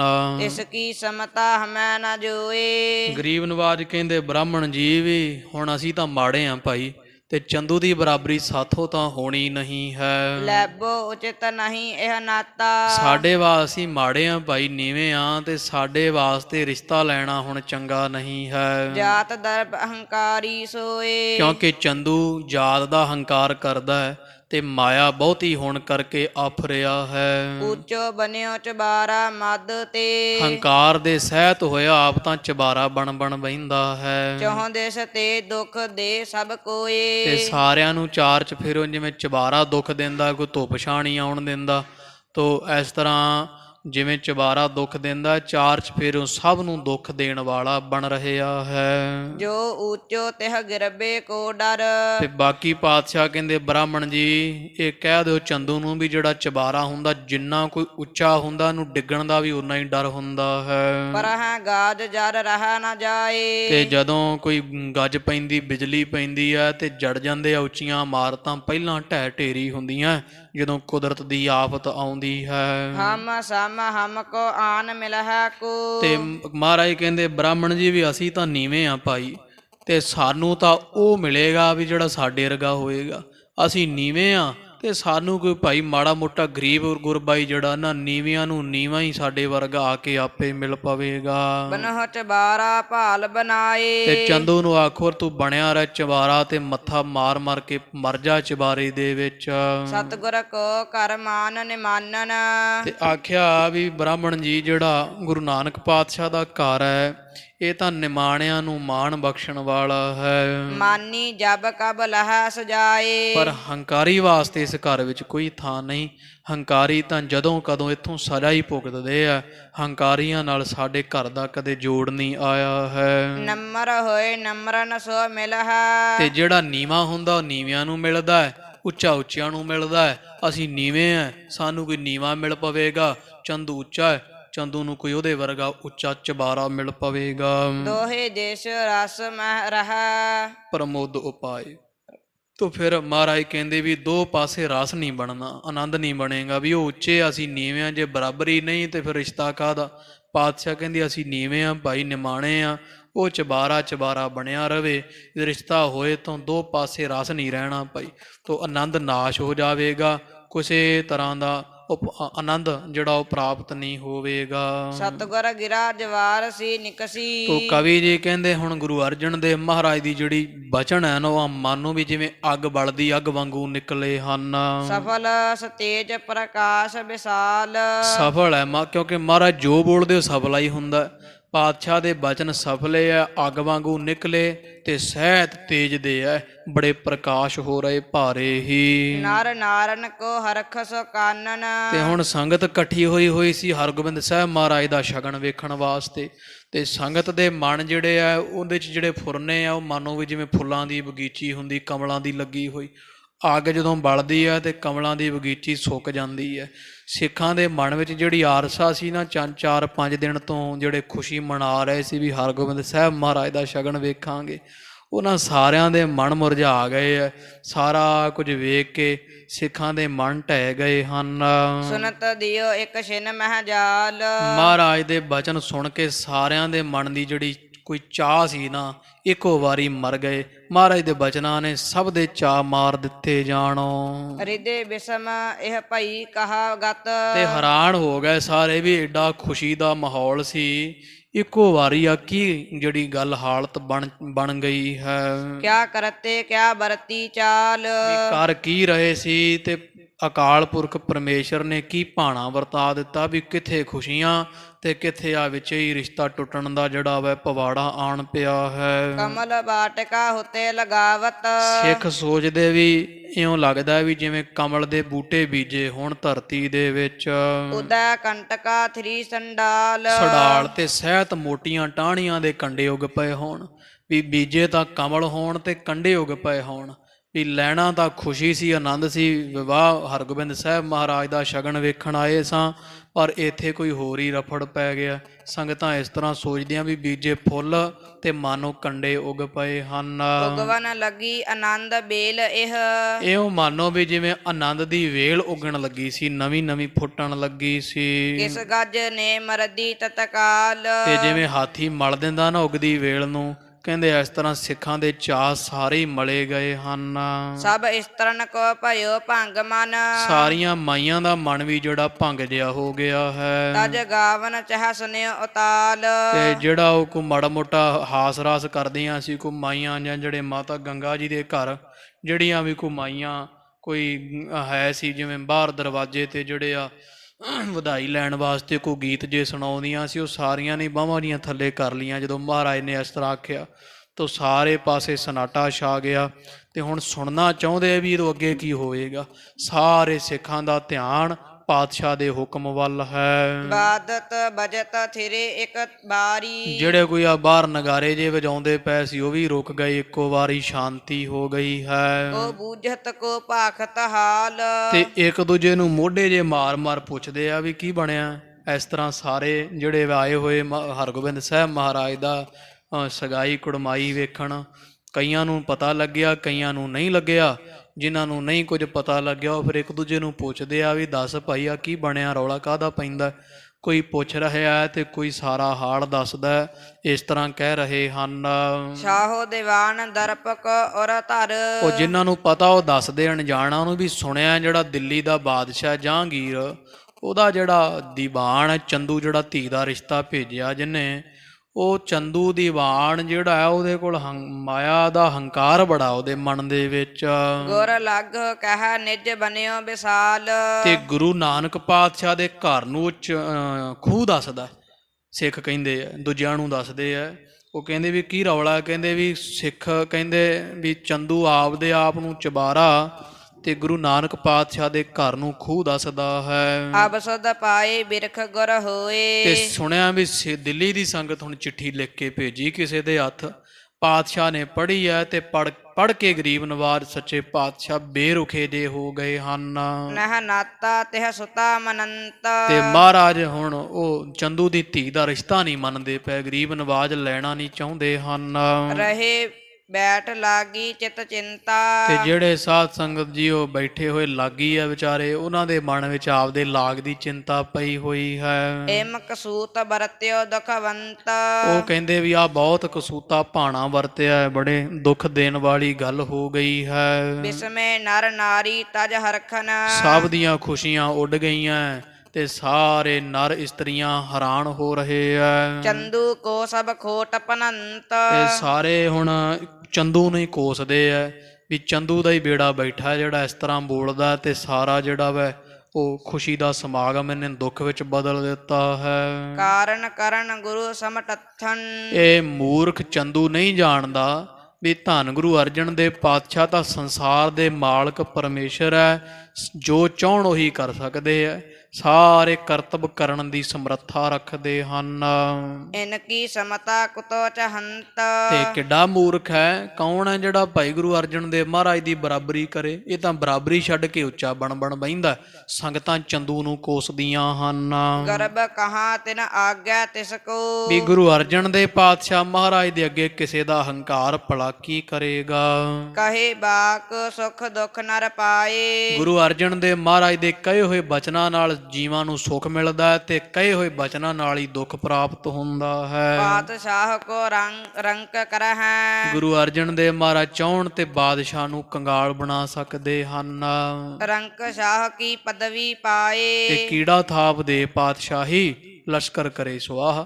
ਗੁਰੂ ਅਰਜਨ ਦੇਵ ਮਹਾਰਾਜ ਨੰਗ ਮਲੰਗ ਨੂੰ ਬਚਨ ਕਰ ਦੇਣ ਤੇ ਰਾਜਾ ਬਣਾ ਦੇਣ, ਰਾਜਿਆਂ ਨੂੰ ਤਖਤ ਤੋਂ ਲਾਹ ਕਰਕੇ ਤੇ ਦਰ ਮੰਗਣ ਭਿੱਖ ਨਾ ਪਾਏਂਦਾ, ਐਸੀ ਹਾਲਤ ਕਰ ਸਕਦੇ ਆ। ਅਜਮਤ ਅਜਰ ਜਰੀ ਔਰ ਅੰਤਰ। ਇਹ ਤਾਂ ਅਜਮਤ ਦੇ ਭੰਡਾਰ ਹੈ। ਗੁਰੂ ਅਰਜਨ ਦੇਵ ਪਾਤਸ਼ਾਹ ਸਾਰੀ ਸ਼ਕਤੀ ਨੂੰ ਹਿਰਦੇ ਵਿੱਚ ਜਰ ਕੇ ਰੱਖਦੇ, ਵਿਖਾਉਂਦੇ ਨਹੀਂ। ਨਹਿ ਕਾਹੂ ਸੋ ਕਰਹਿ ਲਿਖਾਏ। ਕਿਸੇ ਨਾਲ ਕਿਸੇ ਤਰ੍ਹਾਂ ਵੀ ਆਪਦੀ ਸ਼ਕਤੀ ਜਿਹੜੀ ਬਲ ਹੈ ਉਹ ਵਰਤਦੇ ਨਹੀਂ, ਵਿਖਾਉਂਦੇ ਨਹੀਂ ਹਨ।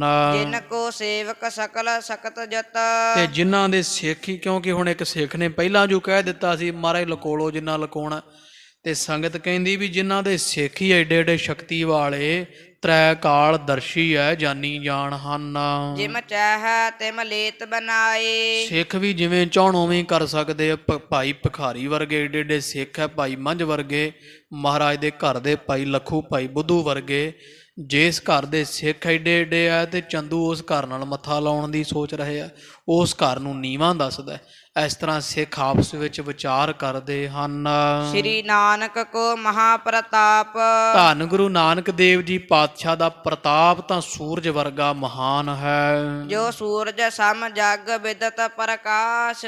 ਜਿਵੇਂ ਸਾਰਾ ਸੂਰਜ ਸੰਸਾਰ ਦੇ ਵਿੱਚ ਪ੍ਰਕਾਸ਼ ਕਰਦਾ, ਕੋਈ ਨਹੀਂ ਜੇ ਭੁੱਲਿਆ ਸੂਰਜ ਨੂੰ, ਸੂਰਜ ਨੂੰ ਸਾਰੇ ਜਾਣਦੇ ਆ। ਕਵੀ ਜੀ ਕਹਿੰਦੇ ਧੰਨ ਗੁਰੂ ਨਾਨਕ ਪਾਤਸ਼ਾਹ ਦਾ ਘਰ ਸੂਰਜ ਵਰਗਾ ਹੈ ਭਾਈ, ਤੇ ਕੌਣ ਨਹੀਂ ਜਾਣਦਾ? ਚੰਦੂ ਕੀ ਬਲਾ ਹੈ ਭਾਈ ਜਿਹੜਾ ਗੁਰੂ ਨਾਨਕ ਪਾਤਸ਼ਾਹ ਨੂੰ ਨਾ ਜਾਣਦਾ ਹੋਵੇ। ਚੰਦੂ ਪੇਚਕ ਸੋ ਨਹਿ ਜਾਣਿਓ। ਪਰ ਗੱਲ ਇਹ ਹੈ ਵੀ ਉੱਲੂ ਹੁਣ ਕੀ ਜਾਣੇ ਸੂਰਜ ਕੀ ਹੁੰਦਾ? ਚੰਦੂ ਉੱਲੂ ਹੈ, ਇਹਨੂੰ ਨਹੀਂ ਪਤਾ ਵੀ ਸੂਰਜ ਕੀ ਹੁੰਦਾ ਹੈ। ਗੁਰੂ ਅਰਜਨ ਦੇਵ ਪਾਤਸ਼ਾਹ ਦਾ ਘਰ ਕੀ ਹੈ, ਗੁਰੂ ਨਾਨਕ ਪਾਤਸ਼ਾਹ ਦਾ ਪ੍ਰਤਾਪ ਕੀ ਹੈ? ਚੰਦੂ ਉੱਲੂ ਹੈ। ਜਿਵੇਂ ਸੂਰਜ ਨੂੰ ਉੱਲੂ ਨੂੰ ਸੂਰਜ ਨਹੀਂ ਦੀਦਾ, ਚੰਦੂ ਹੰਕਾਰੀ ਹੈ, ਇਹਨੂੰ ਗੁਰੂ ਅਰਜਨ ਦੇਵ ਪਾਤਸ਼ਾਹ ਦੀ ਵਡਿਆਈ ਨਹੀਂ ਦਿਸਦੀ ਹੈ। ਬੁੱਧ ਬਿਲੋਚਨ ਮੰਦ ਮਹਾਸ। ਜਿਵੇਂ ਜਿਹੜਾ ਉੱਲੂ ਉਹਦੇ ਅੱਖਾਂ ਨੂੰ ਰਾਤ ਨੂੰ ਨਹੀਂ ਹੁੰਦੀਆਂ, ਅੰਨਾ ਹੋ ਜਾਂਦਾ ਸੂਰਜ ਵੇਖ ਕੇ ਦਿਨੇ ਵਾਹਿਗੁਰੂ, ਉਸੇ ਤਰ੍ਹਾਂ ਬੁੱਧ ਰੂਪੀ ਨੇਤਰ ਨਹੀਂ ਹਨ ਚੰਦੂ ਦੇ ਅੱਖਾਂ ਤੇ।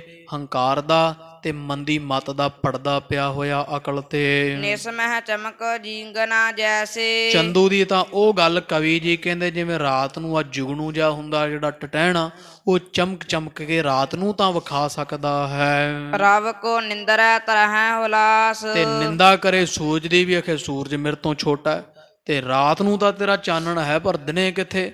ਚੰਦੂ ਦਾ ਪ੍ਰਤਾਪ ਉੱਥੇ ਹੋਵੇਗਾ ਕਚਹਿਰੀ ਦੇ ਵਿੱਚ, ਰਾਜੇ ਦੇ ਦਰਬਾਰ ਵਿੱਚ, ਪਰ ਧੰਨ ਗੁਰੂ ਅਰਜਨ ਦੇਵ ਪਾਤਸ਼ਾਹ ਦੇ ਸਾਹਮਣੇ ਚੰਦੂ ਭਾਈ ਕੀ ਹੈ? ਅਧਿਆਤਮੀ ਤੌਰ ਤੇ ਚੰਦੂ ਦਾ ਕੋਈ ਪ੍ਰਕਾਸ਼ ਨਹੀਂ, ਉਲਟਾ ਮਹਾਰਾਜ ਦੀ ਨਿੰਦਾ ਕਰਦਾ ਹੈ।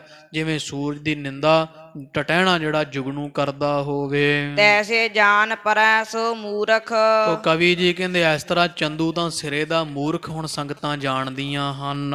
ਚਾਹਿਸ ਆਪਣਾ ਕਰਿਓ ਵਿਨਾਸ਼।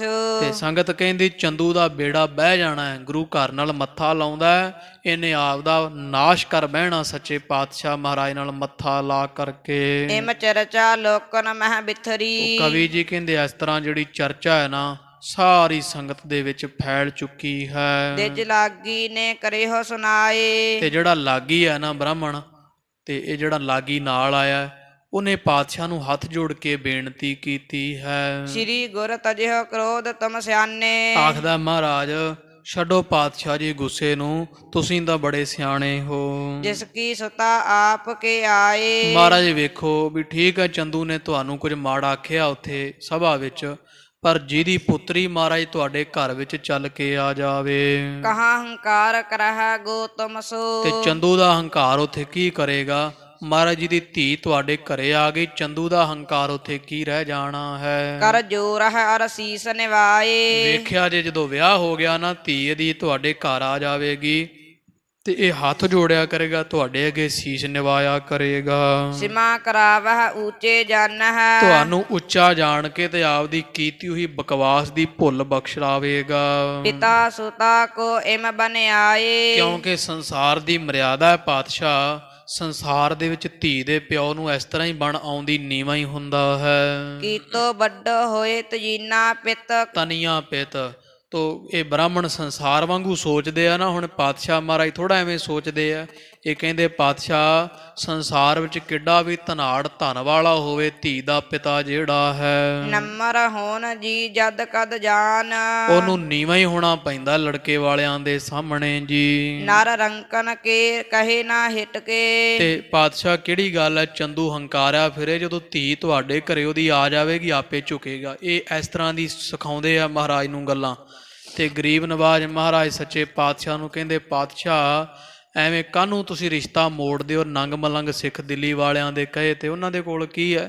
ਤੁਸੀਂ ਰੰਕ ਕੰਗਾਲ ਸਿੱਖਾਂ ਦੇ ਕਹੇ ਦੇ ਆਖੇ ਲੱਗ ਕਰਕੇ ਨਾਤਾ ਲੇਹੋ ਵੱਡੇ ਸੋ ਥਾਨ। ਮਹਾਰਾਜ ਰਿਸ਼ਤਾ ਨਾ ਮੋੜੋ। ਚੰਦੂ ਕਿੱਥੇ ਤੇ ਕਿੱਥੇ ਮਹਾਰਾਜਾ ਕੰਗਾਲ ਸਿੱਖ ਨੰਗ ਮਲੰਗ ਸੰਗਤ ਤੁਹਾਡੀ। ਪਾਤਸ਼ਾਹ ਜੀ ਤੁਸੀਂ ਰਿਸ਼ਤਾ ਲੈ ਲਓ, ਨਾ ਮੋੜੋ। ਚੰਦੂ ਬੜਾ ਧਨਾੜ ਹੈ, ਬੜਾ ਧਨ ਵਾਲਾ ਹੈ, ਤੋਂ ਬਹੁਤ ਉੱਚੇ ਥਾਂ ਤੇ ਬੜਾ ਵੱਡੇ ਅਹੁਦੇਦਾਰ ਹੈ। ਲక్ష్ਮੀ ਆਏ ਕੇ ਵਾਰ ਨਾ ਦੀਜਾ। ਉਹਦੀ ਧੀ ਨਹੀਂ ਆ ਰਹੀ ਤੁਹਾਡੇ ਘਰ, ਮਾਨੋ ਪਾਤਸ਼ਾਹ ਲక్ష్ਮੀ ਚੱਲ ਕੇ ਆ ਰਹੀ ਹੈ। ਤੇ ਕਿਰਪਾ ਕਰੋ ਰਿਸ਼ਤੇ ਤੋਂ ਜਵਾਬ ਦੇ ਕੇ ਮਹਾਰਾਜ ਲక్ష్ਮੀ ਨੂੰ ਵੇਖ ਕੇ ਦਰਵਾਜ਼ੇ ਬੰਦ ਨਾ ਕਰੋ। ਹਿਰਦੇ ਆਨੰਦ ਧਰ ਲਿਓ ਸਨਮਾਨ। ਮਹਾਰਾਜ ਸਤਕਾਰ ਸਹਿਤ ਉਹਦਾ ਰਿਸ਼ਤਾ ਪ੍ਰਵਾਨ ਕਰ ਲਓ ਗਰੀਬ ਨਵਾਜ, ਤੇ ਹਿਰਦੇ ਵਿੱਚ ਆਨੰਦ ਧਾਰ ਲਓ, ਗੁੱਸਾ ਛੱਡ ਦਿਓ ਜੀ। ਸ਼ਾਹੋ ਦੀਵਾਨ ਮਹਾਨ ਧਨੀ ਸੋ। ਮਹਾਰਾਜ ਉਹ ਸ਼ਾਹ ਦਾ ਦੀਵਾਨ ਹੈ, ਭਾਵ ਜਹਾਂਗੀਰ ਬਾਦਸ਼ਾਹ ਦਾ ਦੀਵਾਨ, ਕੋਈ ਮਾੜਾ ਮੋਟਾ ਬੰਦਾ ਨਹੀਂ। ਤੇ ਫਿਰ ਇਹ ਵੀ ਵੇਖੋ ਮਹਾਰਾਜ ਜਿਨ੍ਹਾਂ ਦੇ ਤੁਸੀਂ ਆਖੇ ਲੱਗਦੇ ਹੋ ਨੀਚ ਜਾਤ ਦੇ ਸਿੱਖ ਹੈ, ਤੇ ਜਿਹੜਾ ਉਹ ਹੈ ਚੰਦੂ ਉਹ ਮਹਾਰਾਜ ਉੱਚੀ ਜਾਤੀ ਦਾ ਖੱਤਰੀ ਹੈ। ਤੋ ਪਾਤਸ਼ਾਹ ਜੀ ਉਹਦੀ ਜਾਤੀ ਵੇਖੋ ਕਿੱਡੀ ਵੱਡੀ ਹੈ, ਤੁਸੀਂ ਨੀਵਿਆਂ ਦੇ ਆਖੇ ਲੱਗ ਰਹੇ ਹੋ। ਉੱਤਮ ਜਾਤ ਇਤੇ ਗੁਣ ਮਾਨ। ਕਿੰਨੇ ਗੁਣ ਹੈ ਚੰਦੂ ਦੇ ਵਿੱਚ, ਮਨੋ ਧਨਾੜ ਹੈ, ਬਾਦਸ਼ਾਹ ਦਾ ਵਜ਼ੀਰ ਅਮੀਰ ਦੀਵਾਨ ਹੈ, ਉੱਚੀ ਜਾਤ ਦਾ ਹੈ, ਉਹਦੇ ਗੁਣ ਸਾਰੇ ਛੱਡ ਕੇ ਮਹਾਰਾਜ ਤੁਸੀਂ ਸਿੱਖਾਂ ਮਗਰ ਲੱਗ ਰਹੇ ਹੋ। ਸ਼੍ਰੀ ਅਰਜਨ ਕਹੈ ਤਿਸ ਕੇ ਤਨ ਤੇ ਮਹਾਰਾਜ ਬ੍ਰਾਹਮਣ ਕਿਉਂਕਿ ਇਹਨਾਂ ਨੇ ਜਾਤ ਪਾਤ ਹੁੰਦੀ ਹੈ ਇਹਨਾਂ ਦੇ ਮਨ ਵਿੱਚ ਨਹੀਂ ਹਟਦੇ, ਜਦੋਂ ਇਹੋ ਜਿਹੀ ਗੱਲ ਕੀਤੀ ਨਾ ਤੇ ਗਰੀਬ ਨਵਾਜ ਪਾਤਸ਼ਾਹ ਮਹਾਰਾਜ ਸੱਚੇ ਪਾਤਸ਼ਾਹ ਜੀ ਬ੍ਰਾਹਮਣ ਨੂੰ ਇੱਕੋ ਵਾਰੀ ਕ੍ਰੋਧ ਚ ਪਏ। ਮਹਾਰਾਜ ਕਹਿੰਦੇ ਉਹ ਬ੍ਰਾਹਮਣ ਜੇ ਚੰਦੂ ਧਨਾੜ ਹੋਵੇਗਾ, ਆਪਦੇ ਘਰ ਹੋਵੇਗਾ, ਉਹਦੀ ਮਾਇਆ ਨਾਲ ਭਲਾ ਸਾਨੂੰ ਕੀ ਲੱਗੇ? ਹਮ ਨਹਿ ਧਨੀ ਬਨਹਿ ਕਿਸ ਭਾਏ। ਵੀ ਉਹਦੀ ਮਾਇਆ ਨਾਲ ਕੀ ਅਸੀਂ ਧਨੀ ਬਣ ਜਾਵਾਂਗੇ? ਚੰਦੂ ਵੱਡਾ ਹੋਵੇਗਾ, ਆਪਦੇ ਘਰ ਵਿੱਚ ਹੋਵੇਗਾ। ਚੰਦੂ ਕੈ ਸਮ ਹੋਏ ਸੋ ਲੈਹੇ। ਤੇ ਜਾਓ ਕਹਿ ਦੋ ਚੰਦੂ ਨੂੰ ਵੀ ਜਿਹੜਾ ਤੇਰੇ ਵਰਗਾ ਵੱਡਾ ਹੈ, ਆਪਦੀ ਪੁੱਤਰੀ ਦਾ ਰਿਸ਼ਤਾ ਤੇਰੀ ਦਾ ਉਹ ਹੀ ਲੈ ਲਏਗਾ। ਅਸੀਂ ਨੀਵੇਂ ਆ ਬਈ, ਅਸੀਂ ਨੀਵਿਆਂ ਦਾ ਲਵਾਂਗੇ, ਤੁਸੀਂ ਵੱਡੇ ਹੋ, ਵੱਡਿਆਂ ਨੂੰ ਲੱਭ ਕੇ ਕਰ ਲਵੋ ਤੁਸੀਂ। ਖੋਜੋ ਜਗ ਮਹਿ ਦੇਹੋ ਪਠਾਏ। ਤੇ ਚੰਦੂ ਨੂੰ ਕਹਿ ਵੀ ਆਪਦੀ ਬੰਦੇ ਭੇਜ ਦੇ ਤੇ ਆਪਦੇ ਵਰਗਾ ਵੱਡਾ ਚਵਾਰਾ ਲੱਭ, ਕੋਈ ਖੂਹ ਨਾਲ ਤੇਰਾ ਕੋਈ ਮੇਲ ਨਹੀਂ ਭਾਈ, ਤੇ ਕੋਈ ਬੰਦੇ ਭੇਜ ਕੇ ਕੋਈ ਵੱਡਾ ਘਰ ਵੇਖ ਤੇ ਆਪਦੀ ਧੀ ਦਾ ਰਿਸ਼ਤਾ ਉੱਥੇ ਕਰ ਲੈ। ਅਸੀਂ ਨੀਵੇਂ ਹਾਂ। ਹਮੈ ਗਰੀਬ ਆਨ ਕੋ ਮਿਲ ਹੈ। ਅਸੀਂ ਗਰੀਬ ਹਾਂ। ਭਾਈ ਗੁਰੂ ਨਾਨਕ ਪਾਤਸ਼ਾਹ ਦਾ ਘਰ ਗਰੀਬਾਂ ਦਾ ਹੈ, ਨਿਮਾਣਿਆਂ ਦਾ ਹੈ। ਅਸੀਂ ਗਰੀਬ ਹਾਂ ਤੇ ਸਾਨੂੰ ਕੋ ਗਰੀਬ ਸਿੱਖ ਆ ਕਰਕੇ ਆਪੇ ਮਿਲ ਪਵੇਗਾ, ਜਿਸ ਮਹਿ ਹੋਏ ਨਾ ਗਰਭ ਬੁਲਾਏ। ਜਿਹਦੇ ਵਿੱਚ ਗਰਭ ਦੀ ਬਲਾ ਨਹੀਂ ਹੋਵੇਗੀ। ਭਾਵ ਸਾਨੂੰ ਉਹ ਮਿਲੇਗਾ ਜਿਹਦੇ ਹਿਰਦੇ ਵਿੱਚ ਹੰਕਾਰ ਰੂਪੀ ਜਨ ਨਹੀਂ ਹੋਵੇਗਾ। ਮਿਲ ਸੁਖ ਪਾਵੈ ਨਿਤ ਹਰ ਖਾਵੈ। ਅਸੀਂ ਉਹਦੇ ਨਾਲ ਨਾਤਾ ਕਰਾਂਗੇ ਆਪਦੇ ਸਾਹਿਬਜ਼ਾਦੇ ਦਾ, ਨੀਵਿਆਂ ਦੇ ਨਾਲ। ਕਿਉਂ ਅਸੀਂ ਨੀਵੇਂ ਆ? ਅਸੀਂ ਨੀਵੇਂ ਨੂੰ ਨੀਵੇਂ ਮਿਲ ਕੇ, ਉਡਤੇ ਕੋ ਉਡਤਾ ਮਿਲੈ ਤੁਰਦੇ ਕੋ ਤੁਰਦਾ, ਤੋ ਉਡਦੇ ਨੂੰ ਉਡਦਾ ਮਿਲਦਾ, ਤੁਰਦੇ ਨੂੰ ਤੁਰਦਾ। ਜੀਵਤੇ ਕੋ ਜੀਵਤਾ ਮਿਲੈ ਮੋਏ ਕੋ ਮੁਆ। ਮਹਾਰਾਜ ਦੀ ਗੁਰਬਾਣੀ ਦੇ ਖਾਲਸਾ ਜੀ ਬਚਨ ਹੈ। ਉੱਡਦੇ ਨੂੰ ਉੱਡਦਾ ਮਿਲਦਾ, ਤੁਰਦੇ ਨੂੰ ਤੁਰਦਾ, ਜਿਉਂਦੇ ਨੂੰ ਜਿਉਂਦਾ, ਮਰੇ ਨੂੰ ਮਰਿਆ। ਤੋ ਪਾਤਸ਼ਾਹ ਕਹਿੰਦੇ ਉੱਚਿਆਂ ਨੂੰ ਉੱਚੇ ਮਿਲਦੇ ਆ ਭਾਈ, ਨੀਵਿਆਂ ਨੂੰ ਨੀਵੇਂ। ਅਸੀਂ ਨੀਵਿਆਂ ਨਾਲ ਰਿਸ਼ਤਾ ਕਰਕੇ ਸੁਖ ਮਾਣਾਂਗੇ, ਖੁਸ਼ੀਆਂ ਪ੍ਰਾਪਤ ਕਰਾਂਗੇ। ਅਸੀਂ ਝਗੜਾ ਨਹੀਂ ਚਾਹੁੰਦੇ ਹਾਂ। ਜਹ ਹੰਕਾਰ ਨਹੀਂ ਦੁਖਦਾਏ। ਉੱਥੇ ਕਰਾਂਗੇ ਹਰਗੋਬਿੰਦ ਸਾਹਿਬ ਦਾ ਰਿਸ਼ਤਾ ਜਿੱਥੇ ਹੰਕਾਰ ਨਹੀਂ ਹੋਵੇਗਾ ਦੁੱਖ ਦੇਣ ਵਾਲਾ। ਦੋਹਰਾ ਸਤਿਗੁਰ ਕੋ ਰਖ ਦੇਖ ਕੈ। ਤੋ ਸਾਧ ਸੰਗਤ ਜੀ, ਜਦੋਂ ਮਹਾਰਾਜ ਨੇ ਇਸ ਤਰ੍ਹਾਂ ਦੇ ਬਚਨ ਕੀਤੇ, ਗਰੀਬ ਨਵਾਜ ਮਹਾਰਾਜ ਦਾ ਰੁਖ ਜਿਹਾ ਵੇਖ ਕੇ, ਸੁਭਾਅ ਜਿਹਾ ਵੇਖ ਕੇ, ਸਭ ਸੰਗਤ ਭਈ ਮੌਨ। ਸਾਰੇ ਪਾਸੇ ਸ਼ਨਾਟਾ ਛਾ ਗਿਆ। ਸਭ ਚੁੱਪਚਾਪ ਹੋ ਗਏ ਹਨ। ਸਾਕਤ ਸੁਤਾ ਨਾ ਲਹਿਗੇ। ਤੇ ਸਿੱਖਾਂ ਨੇ ਮਨ ਵਿੱਚ ਵਿਚਾਰ ਲਿਆ ਵੀ ਸਾਕਤ ਪਾਪੀ ਚੰਦੂ ਦੀ ਧੀ ਦਾ ਰਿਸ਼ਤਾ ਹੁਣ ਸੱਚੇ ਪਾਤਸ਼ਾਹ ਨਹੀਂ ਲੈਣਗੇ, ਨਹਿ ਸ਼ਰਧਾ ਗੁਰ ਭਉ ਨ। ਕਿਉਂਕਿ ਗੁਰੂ ਸੱਚੇ ਪਾਤਸ਼ਾਹ ਮਹਾਰਾਜ ਦੇ ਘਰ ਦੇ ਪ੍ਰਥਾਏ ਚੰਦੂ ਦੇ ਦੇ ਵਿੱਚ ਕੋਈ ਸ਼ਰਧਾ ਨਹੀਂ। ਇਸ ਲਈ ਸੱਚੇ ਪਾਤਸ਼ਾਹ ਜੀ ਇਸ ਪਾਪੀ ਹੰਕਾਰੀ ਵਕਾਰੀ ਚੰਦੂ ਦਾ, ਹੰਕਾਰੇ ਦਾ ਧੀ ਦਾ ਰਿਸ਼ਤਾ ਨਹੀਂ ਲੈਣਗੇ। ਸੰਗਤ ਚੰਗੀ ਤਰ੍ਹਾਂ ਸਮਝ ਗਈ ਵੀ ਹੁਣ ਇਹ ਰਿਸ਼ਤਾ ਤਾਂ ਹੋਣ ਵਾਲਾ ਨਹੀਂ। ਤੋ ਇਸ ਤਰ੍ਹਾਂ ਸਾਧ ਸੰਗਤ ਜੀ, ਪਾਤਸ਼ਾਹ ਮਹਾਰਾਜ ਗਰੀਬ ਨਵਾਜ ਜੀਆਂ ਜਣਾ ਦਿੱਤਾ ਹੈ ਵੀ ਅਸੀਂ ਭਾਈ ਨੀਵੇਂ ਆ ਤੇ ਨੀਵਿਆਂ ਨੂੰ ਕੋਈ ਨੀਵਾਂ ਮਿਲੇਗਾ, ਉੱਚੇ ਨੂੰ ਕਹੋ ਵੀ ਆਪਦੇ ਵਰਗਾ ਉੱਚਾ ਲੱਭ ਲਵੇ। ਵੱਡੀ ਗੱਲ ਖਾਲਸਾ ਜੀ ਇੱਥੇ ਇਹ, ਮਹਾਰਾਜ ਨੇ ਉਹਨਾਂ ਦੀ ਪ੍ਰਵਾਹ ਨਹੀਂ ਕੀਤੀ ਵੱਡਿਆਂ ਦੀ। ਪਾਤਸ਼ਾਹ ਨੇ ਸੰਗਤ ਦੀ ਬੇਨਤੀ ਨੂੰ ਮੁੱਖ ਰੱਖਿਆ, ਕਿਉਂਕਿ ਬਚਨ ਹੈ ਨਾ ਮਹਾਰਾਜ ਦੇ ਵਿੱਚ, ਸੰਗਤ ਹਰ ਪ੍ਰਭ ਵਸੈ ਜੀਓ। ਜਿਵੇਂ ਸੰਗਤ ਨੇ ਕਿਹਾ, ਮਹਾਰਾਜ ਨੇ ਇੱਕ ਵਾਰੀ ਨਹੀਂ ਆਖਿਆ ਵੀ ਕੋਈ ਗੱਲ ਨਹੀਂ, ਗੱਲਾਂ ਹੋ ਜਾਂਦੀਆਂ। ਪਰ ਪਾਤਸ਼ਾਹ ਮਹਾਰਾਜ ਨੇ ਇਹ ਨਹੀਂ ਵੀ ਚੰਦੂ ਨੇ ਉੱਥੇ ਬਕਵਾਸ ਕੀਤੀ ਹੋਵੇ ਤੇ ਮਹਾਰਾਜ ਨੂੰ ਪਤਾ ਨਾ ਹੋਵੇ। ਪਾਤਸ਼ਾਹ ਜੀ ਜਾਣਦੇ ਸੀ ਪਹਿਲਾਂ ਹੀ ਚੰਦੂ ਹੰਕਾਰੀ ਹੈ ਜਦੋਂ ਰਿਸ਼ਤਾ ਲੈ ਕੇ ਆਏ ਸੀ। ਪਰ ਵੇਖੋ ਮਹਾਰਾਜ ਨੇ ਸੰਗਤ ਨੂੰ ਵਡਿਆਈ ਦਿੱਤੀ ਹੈ ਇੱਥੇ। ਪਾਤਸ਼ਾਹ ਤਾਂ ਜਾਨੀ ਜਾਣ ਆਇਆਂ ਨੂੰ ਕਹਿ ਸਕਦੇ ਸੀ ਭਾਈ ਚੰਦੂ ਹੰਕਾਰੀ, ਅਸੀਂ ਰਿਸ਼ਤਾ ਨਹੀਂ ਲੈਣਾ, ਬਾਅਦ ਵਿੱਚ ਵੀ ਤਾਂ ਕਿਹਾ ਹੈ ਨਾ। ਪਰ ਮਹਾਰਾਜ ਨੇ ਇੱਥੇ ਸੰਗਤ ਨੂੰ ਸਤਿਕਾਰ ਦਿੱਤਾ ਹੈ ਵੀ ਅਸੀਂ ਆਪ ਦੀ ਨਰਾਦਰ ਸਹਿ ਲਿਆ ਹੈ। ਪਰ ਜੇ ਸੰਗਤ ਦਾ ਹੁਕਮ ਹੈ ਨਾ, ਸੰਗਤ ਬੇਨਤੀ ਕਰਦੀ ਹੈ ਵੀ ਮਹਾਰਾਜ ਚੰਦੂ ਦੀ ਧੀ ਦਾ ਰਿਸ਼ਤਾ ਨਹੀਂ ਲੈਣਾ ਤੇ ਸਾਨੂੰ ਹੋਰ ਕੋਈ ਲੋੜ ਹੀ ਨਹੀਂ ਕਿਸੇ ਮਤਲਬ ਦੀ ਜਾਂ ਕੋਈ ਹੋਰ ਪੱਖ ਵੇਖੀਏ। ਸਾਡੇ ਵਾਸਤੇ ਇਹ ਪੱਖ ਵੱਡਾ ਵੀ ਸੰਗਤ ਨੇ ਕਹਿ ਦਿੱਤਾ। ਭਾਈ ਮਹਾਰਾਜ ਨੇ ਬ੍ਰਾਹਮਣਾਂ ਨੂੰ ਆਖਿਆ ਭਾਈ ਸਾਡੀ ਸੰਗਤ ਦਾ ਹੁਕਮ ਹੈ ਵੀ ਇਹਦਾ ਰਿਸ਼ਤਾ ਨਹੀਂ ਲੈਣਾ ਤੇ ਅਸੀਂ ਨਹੀਂ ਲਵਾਂਗੇ। ਪਾਤਸ਼ਾਹ ਨੇ ਆਖਿਆ ਗਰੀਬ ਕੋਈ ਆਣ ਸਾਨੂੰ ਮਿਲੇਗਾ, ਕੱਲ ਦੇ ਦੀਵਾਨ ਵਿੱਚ ਵਿਚਾਰਾਂਗੇ। ਤੋ ਸਾਧ ਸੰਗਤ ਜੀ, ਡੱਲੇ ਨਿਵਾਸੀ ਭਾਈ ਨਰੈਣ ਦਾਸ ਜੀਆਂ, ਇਹ ਭਾਈ ਪਾਰੋ ਜੀ ਦਾ ਪੋਤਰਾ ਸੀ, ਭਾਈ ਪਾਰੋ ਜੀ ਜੁਲਕਾ ਦਾ। ਤੇ ਜਿਹੜਾ ਡੱਲਾ ਇੱਥੇ ਨਗਰ ਹੈ ਸੁਲਤਾਨਪੁਰ ਸਾਹਿਬ ਦੇ ਕੋਲ, ਇਹਨੇ ਫਿਰ ਜਦੋਂ ਵੇਖਿਆ, ਜਦੋਂ ਮਹਾਰਾਜ ਨੇ ਵਾਰ-ਵਾਰ ਪਾਤਸ਼ਾਹ ਇਸ਼ਾਰਾ ਦਿੰਦੇ ਸੀ ਕਿ ਸਾਨੂੰ ਤਾਂ ਭਾਈ ਗਰੀਬ ਮਿਲੇਗਾ, ਸਾਨੂੰ ਤਾਂ ਕੋਈ ਗਰੀਬ ਸਿੱਖ ਹੀ ਰਿਸ਼ਤਾ ਕਰੇਗਾ, ਕਿਉਂ ਅਸੀਂ ਗਰੀਬ ਹਾਂ। ਤੋ ਸੱਚੇ ਪਾਤਸ਼ਾਹ ਦਾ ਰੁਖ ਵੇਖ ਕੇ ਫਿਰ ਇਹਨੇ ਸਾਰੀ ਸੰਗਤ 'ਚ ਖੜੇ ਹੋ ਕੇ ਆਪਣੀ ਧੀ ਦਾ ਰਿਸ਼ਤਾ ਮਹਾਰਾਜ ਦੇ ਚਰਨੀ ਆਖਿਆ, ਮਹਾਰਾਜ ਕਿਰਪਾ ਕਰੋ, ਇਹ ਹੈ ਤਾਂ ਗਰੀਬ, ਮਹਾਰਾਜ ਕੋਲ ਮੇਰੇ ਕੁਛ ਨਹੀਂ, ਪਰ ਮੇਰੇ ਕੋਲ ਸਿਰਫ ਇੰਨਾ ਵੀ ਮੇਰਾ ਦਾਦਾ ਭਾਈ ਪਾਰੋ ਜੁਲਕਾ ਧੰਨ ਗੁਰੂ ਅਮਰਦਾਸ ਮਹਾਰਾਜ ਦਾ ਸਿੱਖ ਰਿਹਾ। ਸਾਨੂੰ ਮਹਾਰਾਜ ਤੁਸੀਂ ਪ੍ਰਚਾਰ ਦੀ ਮੰਜੀ ਵੀ ਬਖਸ਼ੀ ਸੀ। ਤੋ ਪਾਤਸ਼ਾਹ ਮਹਾਰਾਜ ਦਾ ਜਿਵੇਂ ਖਾਲਸਾ ਜੀ, ਫਿਰ ਹਰਗੋਬਿੰਦ ਸਾਹਿਬ ਦਾ ਨਾਤਾ ਇੱਥੇ ਹੋਇਆ। 2 ਕੁੜਮਾਈਆਂ ਹੋਈਆਂ ਇੱਕ ਦਿਨ ਫਿਰ ਧੰਨ ਗੁਰੂ ਹਰਗੋਬਿੰਦ ਸਾਹਿਬ ਮਹਾਰਾਜ ਦੀਆਂ। ਇੱਕ ਸਿੱਖ ਨੇ ਹੋਰ ਬੇਨਤੀ ਕਰ ਦਿੱਤੀ ਸੀ, ਪਾਤਸ਼ਾਹ ਮਹਾਰਾਜ ਨੇ ਪ੍ਰਵਾਨ ਕੀਤੀਆਂ। ਬ੍ਰਾਹਮਣਾਂ ਨੂੰ ਬੈਠੇ ਹੀ ਵਿਖਾ ਦਿੱਤਾ, ਨੀਚਾਂ ਅੰਦਰ ਨੀਚ ਜਾਤ, ਨੀਚੀ ਹੂ ਅਤ ਨੀਚ, ਨਾਨਕ ਤਿਨਕੇ ਸੰਗ ਸਾਥ ਵੱਡਿਆ ਸੋ ਕਿਆ ਰੀਸ, ਜਿੱਥੇ ਨੀਚ ਸੰਭਾਲੀਅਨ ਤਿੱਥੇ ਨਦਰ ਤੇਰੀ ਬਖਸ਼ੀਸ। ਤੋ ਰੱਖ ਗਰੀਬੀ ਵੇਸ ਵਾਲਾ ਸਾਰਾ ਕੌਤਕ ਮਹਾਰਾਜ ਨੇ ਇਹਨਾਂ ਦੇ ਬੈਠੇ ਹੀ ਵਰਤਾ ਕੇ ਵਿਖਾ ਦਿੱਤਾ ਸੀ। ਇਹ ਸਿੱਖਿਆ ਭਾਈ ਹਿਰਦੇ ਵਸੇ, ਹੋਈਆਂ ਭੁੱਲਾਂ ਦੀ ਖਿਮਾ, ਆਪ ਸੰਗਤ ਦੇ ਪਾਤਸ਼ਾਹ ਦਰ ਹਾਜ਼ਰੇ ਪ੍ਰਵਾਨ ਕਰਨ। ਇਹ ਲੋਕ ਸੁਖੀਏ ਪਰਲੋਕ ਸੁਹੇਲੇ, ਨਾਨਕ ਹਰ ਪ੍ਰਭ ਆਪੇ ਮੇਲੇ। ਸਤਿਗੁਰ ਕੋ ਰਖ ਦੇਖ ਕੈ ਸਭ ਸੰਗਤ ਭਈ ਮੌਨ, ਸਾਕਤ ਸੁਤਾ ਨ ਲਹਾਂਗੇ ਨਹਿ ਸ਼ਰਧਾ ਗੁਰ ਭਉ ਨ। ਵਾਹਿਗੁਰੂ ਜੀ ਕਾ ਖਾਲਸਾ, ਵਾਹਿਗੁਰੂ ਜੀ ਕੀ ਫਤਿਹ।